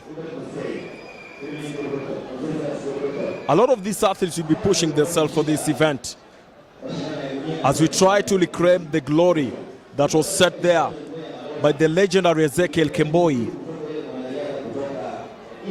Abraham Kibiwot, Conseslus Kipruto, Emmanuel Wafula, Amos Serem, Benjamin Keegan, Leonard Kipkemoi Bet, pushing for the top honors. The big question is who will make it to Budapest, Hungary to represent Kenya. We're all right here. Gregory Mulemi, who do you think in this race has some of the best time to you? If you ask me, I'm seeing Conseslus Kipruto. I'm also seeing Emmanuel Wafula making maybe a surprise, but Conseslus Kipruto stands out for me. Of course, the only medalist in the steeplechase in Oregon, winning bronze behind Girma and El Bakali. So everyone will be fancying, rather everyone will be like, we think Kipruto can still do it, because after Kemboi, we all were looking at him. He's not raced much this season, but he's facing stiff competitions. Look at the likes of Abraham Kibiwot. They are currently in second place. But right now it's really, really tight. We can say it's all about trying to get back to where we were, because it's we were dethroned the world title, the Olympic crown, and right now the record, of course, has gone to Ethiopia, which is very, very interesting. Girma, the current world record holder over the 3,000 meter steeplechase, he'll be the man to watch. Bakali, the Moroccan, the current world champion, the current Olympic champion. The two are the main focus. Right now it's not about who finishes top here, but how do we get and slice the two guys, the Moroccan and the Ethiopian. You're right. You just mentioned El Bakali. Do you have anyone that can topple him? He's now the star of the world. Of course, he's the star of the world, but remember, we also have a world champion, a former world champion here from Doha, Qatar. Conseslus Kipruto won gold in Doha, won bronze in Oregon. So he's back trying to ensure that they dethrone El Bakali, who's been very, very dominant over the last 3 or so years. But look at how confident these athletes are. They look really, really strong, and you are not sure if it is Kipruto, Abraham Kibiwot, or even the likes of Benjamin Keegan who will take the mantle. But it's very, very interesting. 2 laps to go, and you can still see no one wants to commit. Definitely, the park right now has been separated. you can clearly see who are the men and who are the boys. And to me, when you talk about Sofiane El Bakkali, his records, and this guy is the 2020 Tokyo Olympic champion and having previously finished fourth at the 2016 Rio Olympics. But over the years, we've seen El Bakkali getting better and better. And over the years, we've seen Kenyans diminishing on the same event over and over. You can say pretty much after Ezekiel Kemboi retired, we expected Cornelis Conseslus Kipruto to take over, but that really hasn't happened because he just hasn't been consistent on the global stage over the years. Injuries and off-track issues have been hampering Conseslus' consistency, but Abraham Kibiwot also has the degree to, let's say, try and compete the likes of Girma and Bakkali over the 3,000 meters steeplechase, as we look at what they are trying to do with 1.5 laps to go in this one.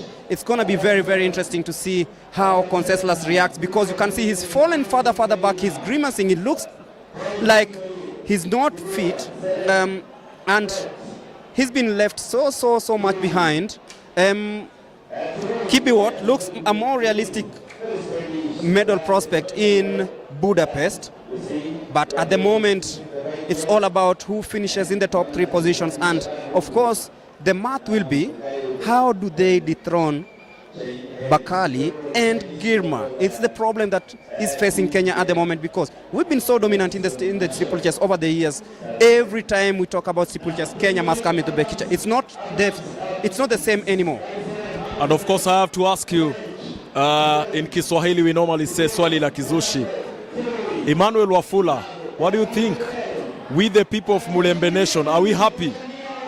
And of course we'll be hoping that Emmanuel Wanyonyi, the Wafula, the youngster, will come up and try and do something, but surprisingly Conseslus has fallen out of the race again with 1 lap to go. He's out of the race, which means maybe he'll not be going to Oregon, but watch out for the likes of Abraham Kibiwot down there, trying so hard to ensure that they book their ticket. It is Leonard Bett and Abraham Kibiwot currently fighting for the top positions. Conseslus is out. Who will it be? Who will board the plane rather to Budapest? Kibiwot looks over his shoulder. He sees that he's in a very, very comfortable position at the moment.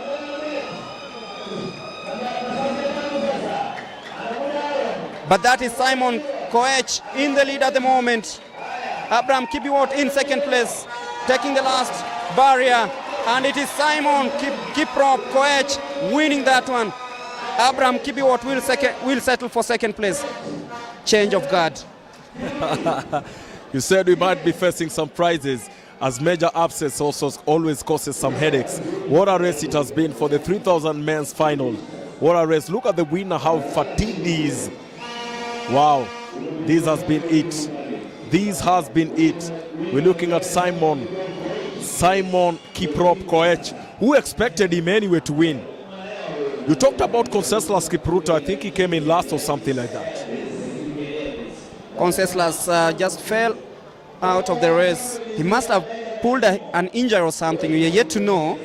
Pulled out of the race with 1 lap to go. But that's the man in the picture, bib number 71, Abraham Kibiwot, who finished second behind Simon Kiprop Koech. Of course, they'll be looking at representing Kenya in Budapest. That has been the 3,000 meter steeplechase final. So I'll be handing you over to Charity to speak to the winner. Graduate Kiprop Koech. vizuri sana to the senior level. How do you feel about it na sasa umemake kwenda World Championship? Kwangu mimi sina lolote la kusema, lakini ni furaha tele juu hii imekuwa ndoto yangu kuweza kuprogress from youth junior to senior level. So I really thank God for this. Yeah. Yes. Thank you so much. Uta proceed your side ingine for the other interviews. We also have Abraham Kibiwot. Abraham is the Commonwealth Games champion. Abu. Habari ya siku mingi? Sana ukaje? Unafeel aje sai? Niko na furaha sana, nimeweka timu ya Kenya. Naomba Mungu tukienda huko tutaenda kushinda vizuri. Finally unaenda ku-upgrade upate world title? I think this time naomba Mungu ni train vizuri nisipate any injury. Ndio nikienda huko hata nipate any medal. Hii ni siku ya pili nikienda. Ni siku ya tatu hii nikienda world championship. But I but anything, but I think this time nitapata. Yes. Thank you so much. We also have Leonard Bet. You'll proceed to the other side. We also have Leonard Bet, the former World Under-20 champion. Leonard, congratulations, Team Kenya finally. Unafeel aje na El Bakali, unaona mtadil aje na ye? Okay, thank you so much. We are going to work as a team. If at all we need to bring back the dominance of Steeplechase, so teamwork will be the best. Yeah.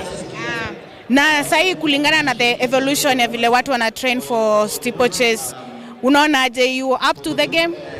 Yeah, of course, we are training to more so to bring back the victory and maybe to bring the dominance of Steeplechase. But of course, other people in their country are also they are training to beat us. So everyone is training for the victory, and we also are trying to bring the victory home. Yeah. Thank you so much, Leonard.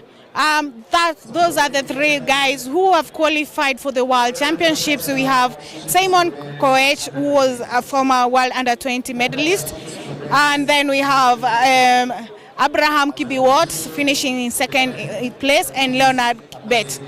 All of them have a similar message of returning the Kenya's glory of the Steeplechase event. From here, from the commentary booth, from the mix zone, we take you back to the commentary booth. Thank you so much, Charity. As we head towards the business end of events here at the Nyayo National Stadium, of course, that has been the 3,000 meter steeplechase that was won by Simon Kiprop Koech and Abraham Kibiwot coming in second and Leonard Bet in third. So those are the official results. Simon Kiprop winning in a time of 8 minutes 25.55 seconds. Abraham Kibiwot 8 minutes 26.45 and Leonard Bet 8 minutes 26.99 seconds. So that's done in the 3,000 meters men final. Now we're back for the 100 meters final. That should be completing the day on this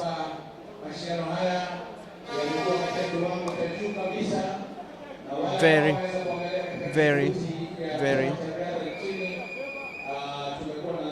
good day of athletics, of course, happening here at the Nyayo National Stadium. So coming up is the 100 meters.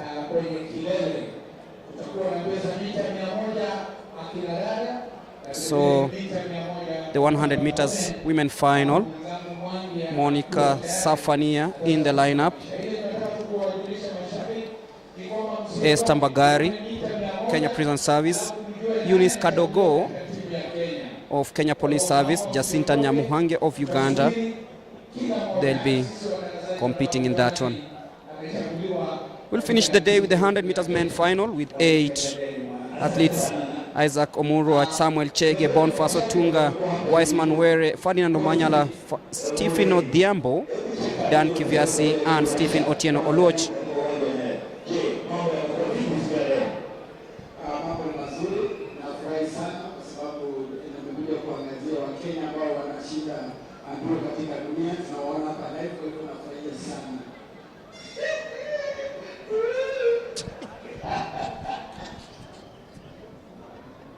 Basi huyo ni kocha wa zamani wa Harambee Stars Coastal Plain ambaye pia amefika hapa kushuhudia riadha.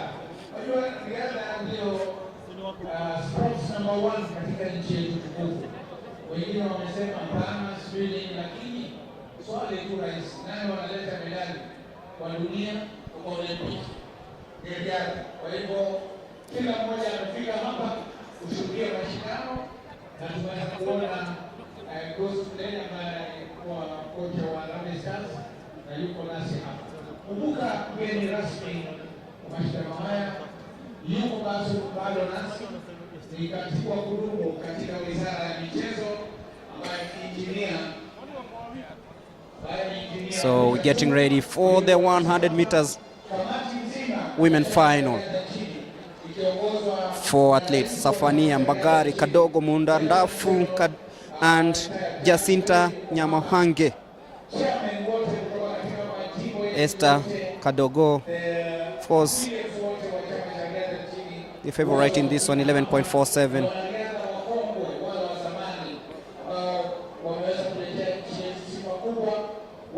As they walk towards the starting line.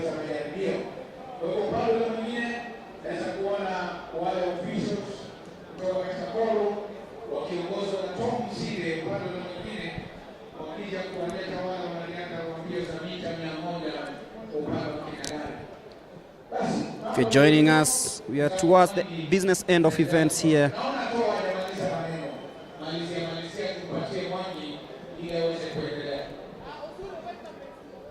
At the Nyayo National Stadium as the sprinters make it to the track. You can see Kadogo, Safania, Nyamuhange, and Mbagari. It's very difficult to find them anywhere else apart from at the trials, Olympic trials, or the World Championships trials. That is why you're here. It is free. It's your country.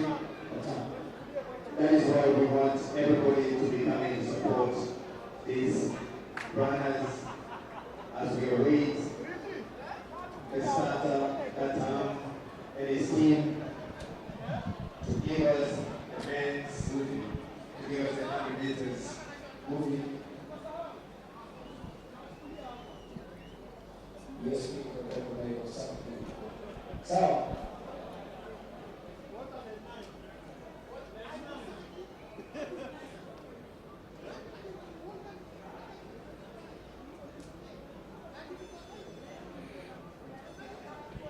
for the 100 meters.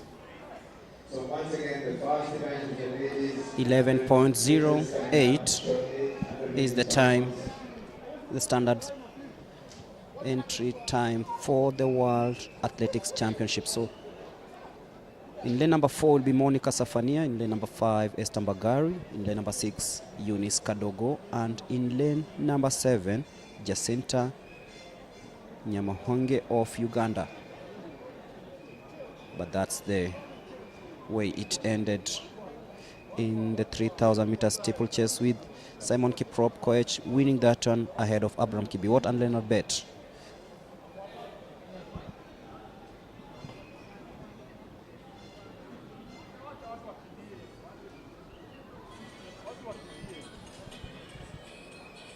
So 4 athletes in the women 100 meters.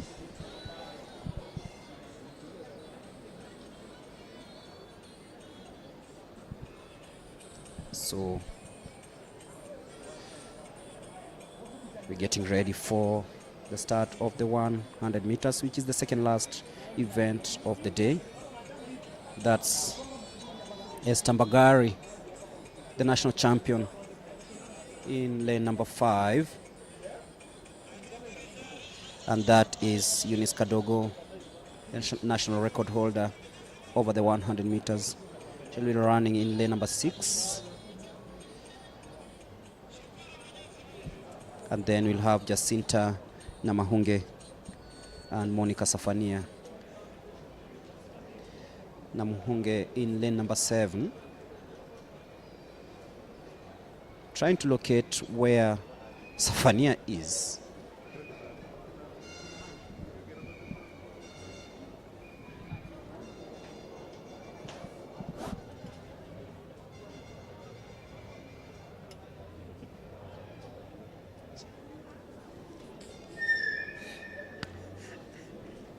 Basi asante sana wenzangu kule juu, wenzangu Steeple kwa yetu So it's 3 to compete in the 100 meters women final.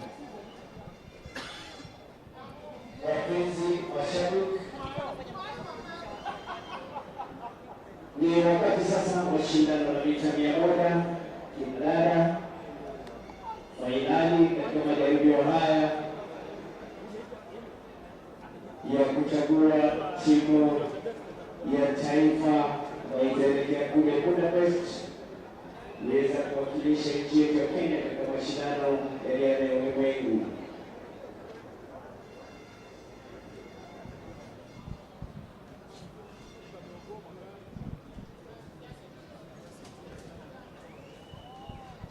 Basi katika shindano hili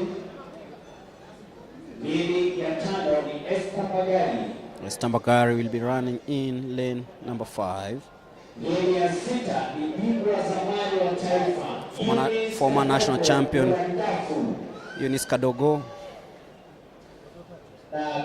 and Jacinta Namahunge of Uganda. So the three will be battling it out in the 100 meters women final.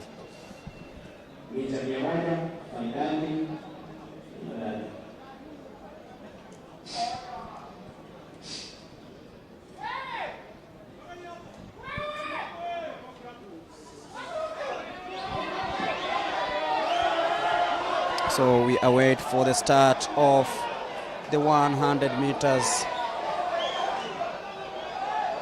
This has to be very, very interesting indeed.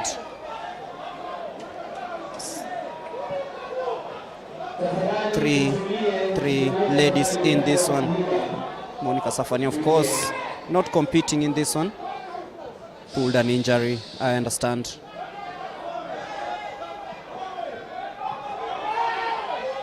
But it's now time for these three ladies to try and attain the 11.05 second qualification time to represent the country, their respective countries, of course, in Budapest. Will it happen today? Will we have the first? Will it have it for the first time ever?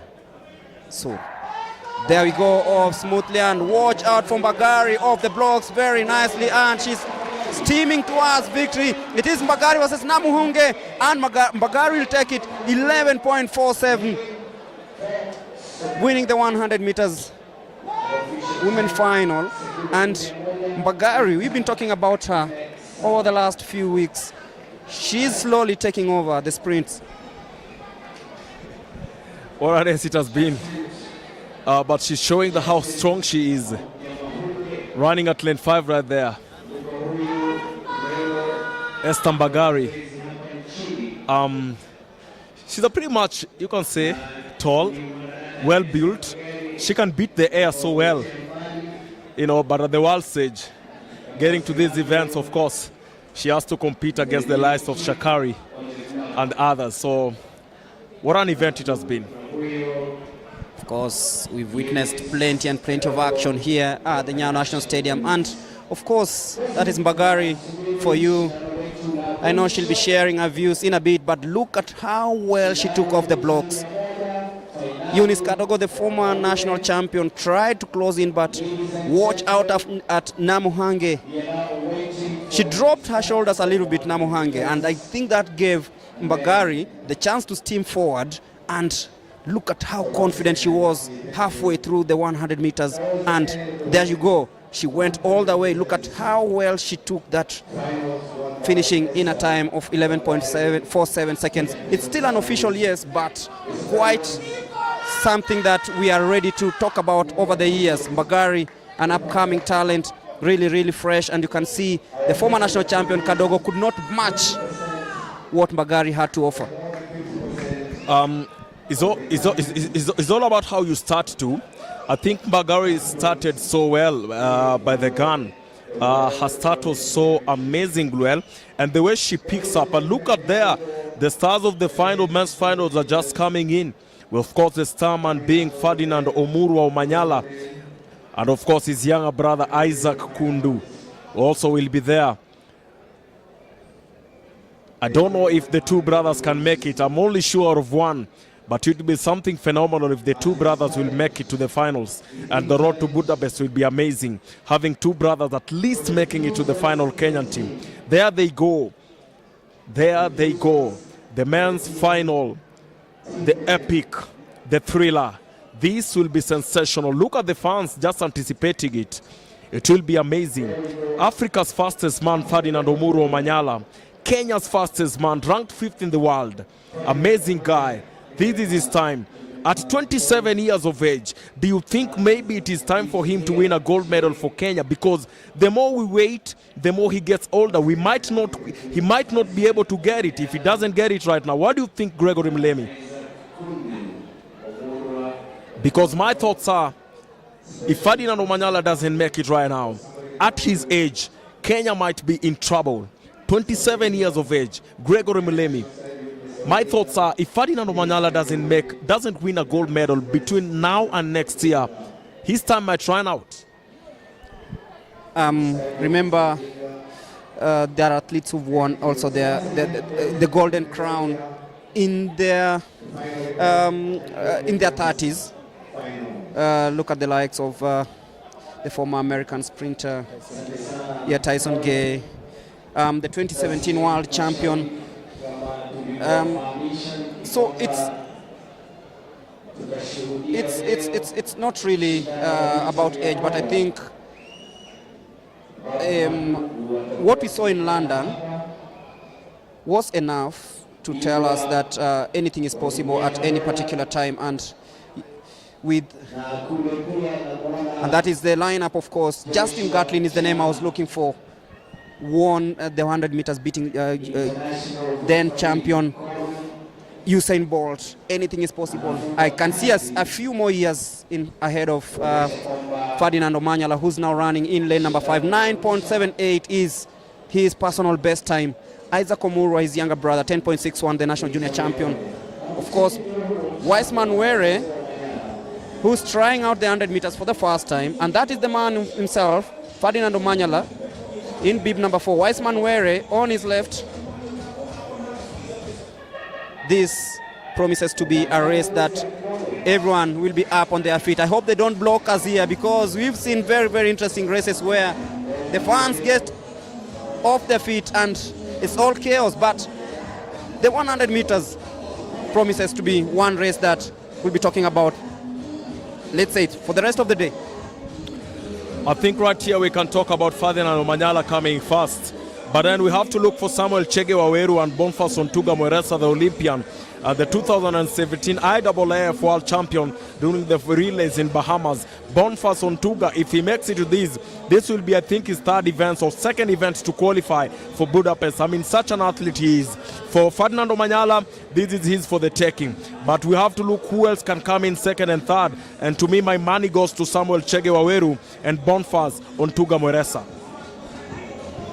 Boniface Mweresa, of course, very, very experienced coming into this one. But look at that, Omanyala and the rest of the field. You can see the spikes, the nice spikes of Ferdinand Omanyala, the man being sponsored by Adidas. Wiseman Mwere, his training partner. That is Daniel Kiviasi. They get ready, and that's Stephen Otieno Oluoch, the man representing KDF at national level.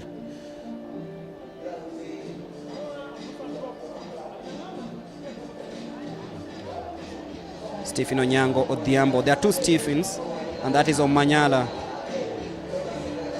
In the background, I can hear the Omanyala song, of course. In lane number 4 is Wiseman Were.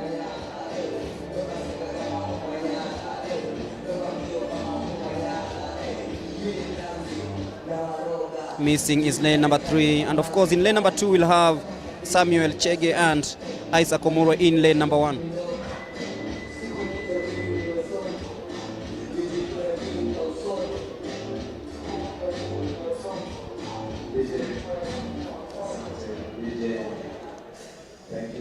So that is Samuel Chege, 10.63 coming into this one.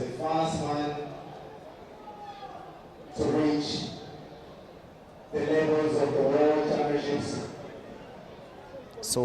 in the sprints. The last time we had a medal, any form of medal, there is There, that's Omanyala for you.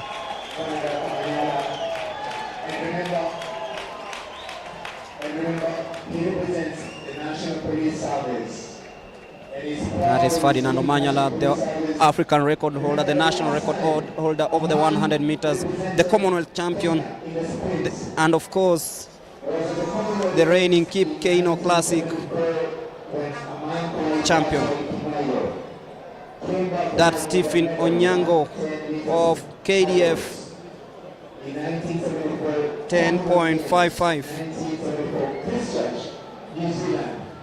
That's the last time Kenya came back with a medal from a sprint event. And Federal Nyayo still holds that record of 110 meters hurdles.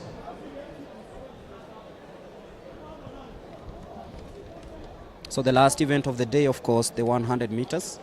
And you can feel the tension around the stadium for those who attended it live here.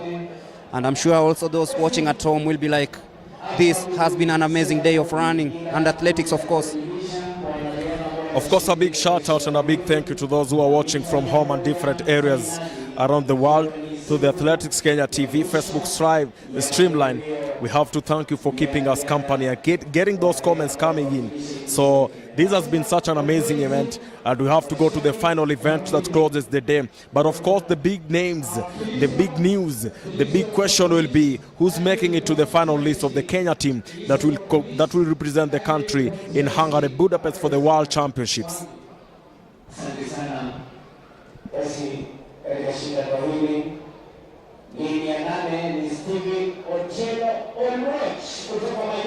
That's KDF, Stephen Otieno. That's Dan Kiviasi. Steve Onyango.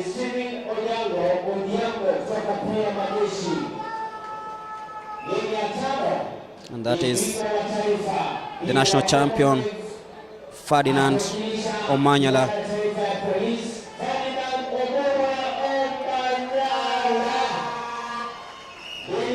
Then that is the 400 meters hurdles national champion, the 110 meters hurdles champion, Wise Manwere, trying out in the 100 meters. And that is Samuel Chege Waweru. And lastly, Isaac Omurwa, the younger brother to Ferdinand Omanyala, who's running in lane number 5. That's Isaac for you, the national junior champion.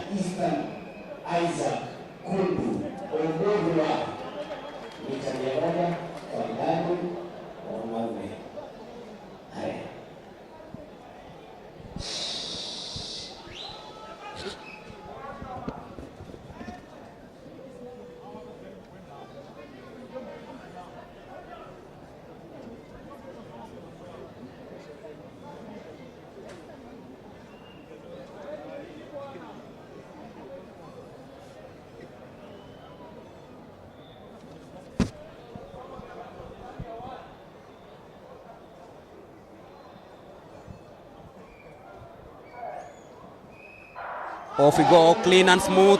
Very nice from Wise Manwere, but then look at Isaac Omurwa and Ferdinand Omanyala streaming all the way. 9.86. Proving a point yet again, Shadrach. Who will catch him up? Of course, he's the fastest man in Africa and ranked 5th in the world. We are talking about Ferdinand Omanyala, the only Kenyan that has made it to that over the years and made his history. The big question is, who else can join Ferdinand Omanyala and represent Kenya to at least get a medal? As things stand right now, if you ask me, at the Budapest, for the first time, Kenya is going to get a medal, at least in the 100 medal, if you ask me. But again, which medal will it be? I doubt it will be a gold, but definitely we can go for a silver or a bronze medal. But who else can join Omanyala for that honors? Look at his brother coming in so close. Daniel Kiviasi pushing for the top honors. What an athlete he's been. But I've been gunning in so much for Samuel Chege and Bonfas Mweresa on Tuga. But Daniel Kiviazi Asaba has made it so. Wasman Muere Muhobe has surprised me, making it to this level at the final so far. It's not so much disappointing for him, but he still can go back to the drawing board and make it good for the next level. 9:86 is the unofficial time, of course. And that man, Ferdinand Omanyala, has shown the rest of the world that he still has what it takes to finish in the podium in the 100 meters men. And of course, we've seen good representation from the likes of Dan Kiviasi celebrating at the moment. Isaac Omuro, the national junior champion, tried so much but could not match up with his elder brother, Ferdinand Omanyala. On your pictures, on your screens at the moment, the man himself who is actually proving a point and making sure that he is in his best shape heading into Budapest. Congratulating Omanyala. There are his competitors. We're talking about Isaac Omura, we're talking about Dan Kiviasi, who's also had a very good race. 9:86 is the unofficial time, of course, and we'll be waiting to hear what Omanyala has to say about this one. And of course, Dan Kiviasi, who's had a very impressive 100 meters, finishing in second. And that is Wiseman Were and Ferdinand Omanyala exchanging pleasantries.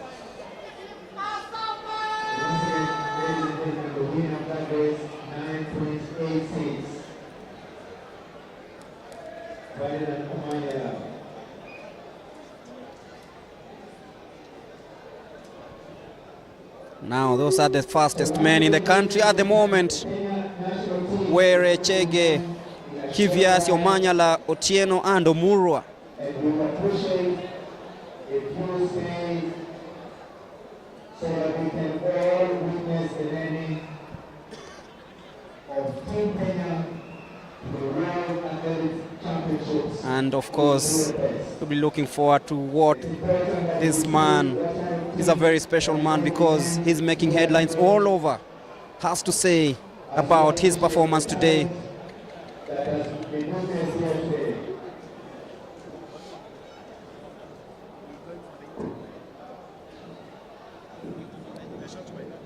And we'll be going for the interviews in a short while with Charity. Everyone wants a piece of Omanyala at the moment here at the Nyayo National Stadium. The two brothers, and that's the official confirmation of the timings. Plus 0.8 was the wind.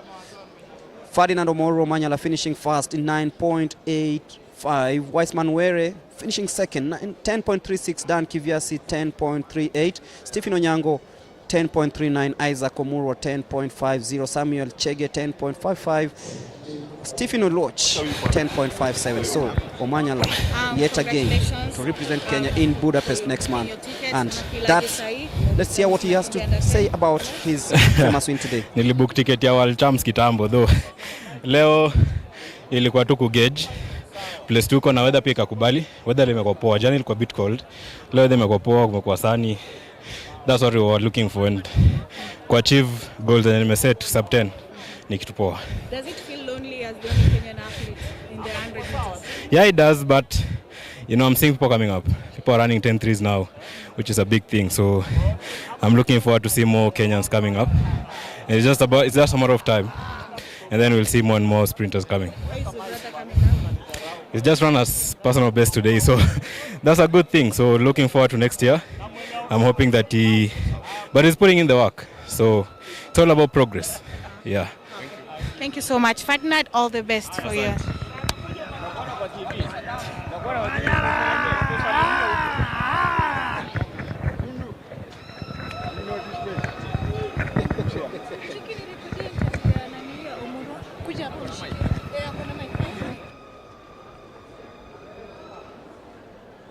I'm fine. Karibu, tumeona umeanza ku transition well to the senior team. Yeah. How does it feel for you? It feels nice and good. I was not prepared well enough, but it's nice. Yeah. Perhaps tuseme ungeza ku qualify.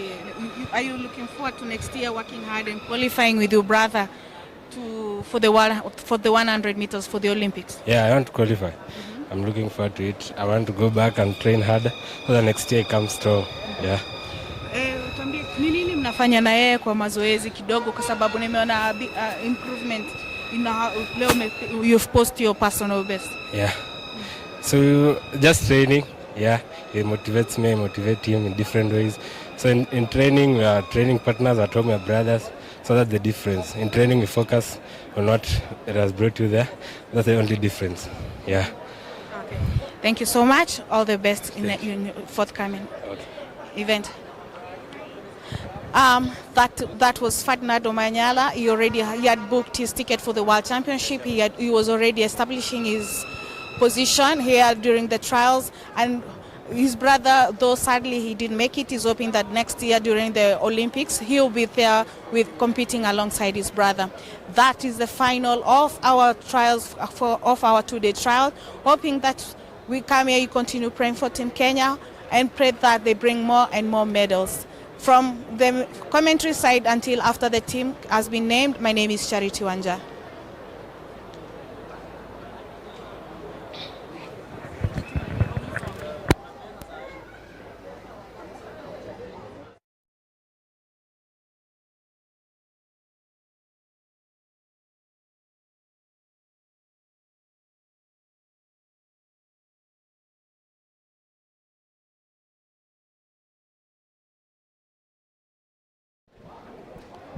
Thank you, Charity. Has been speaking to the two brothers, Ferdinand and Samuel. You look at such a scenario, it's quite rare, especially in the sprints. And is it an inspiration? And you can see the brother actually finished in position number 5, which is not bad for a youngster. It's not bad for a youngster. I mean, his brother definitely has not only inspired him, but inspired a lot of sprinters in Kenya. Why not for Manyala right now? Kenya is a country that is not known for sprinting. So, but look at the results right there. Weissman Were Muhobe coming in second with 10.36. Manyala leading the pack with 9.85. And Daniel Kiviasi, the person that I just talked about, has made the last podium at 10.38. Unfortunate for Steve Onyango, Isaac Kundu Omurwa, the younger brother to Ferdinando Manyala, Samuel Chege Waweru and Stephen Otieno won't make the cut. Boniface Ontuga Mweresa did not finish this race. That is the person that I expected at least to push Ferdinando Omurwa and maybe take between second and third place as Dan Kiviasi is expected to do. But I will say this is not a bad team if you ask me.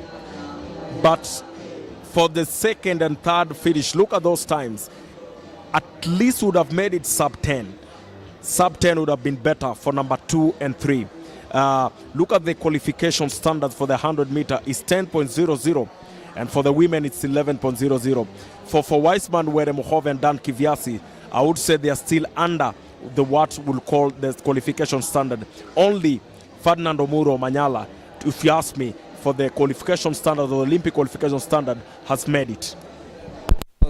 Weissman Were will be representing the country in the 400 meters hurdles, having won the national championships in a time of 48.1 seconds here in the last 2 weeks ago.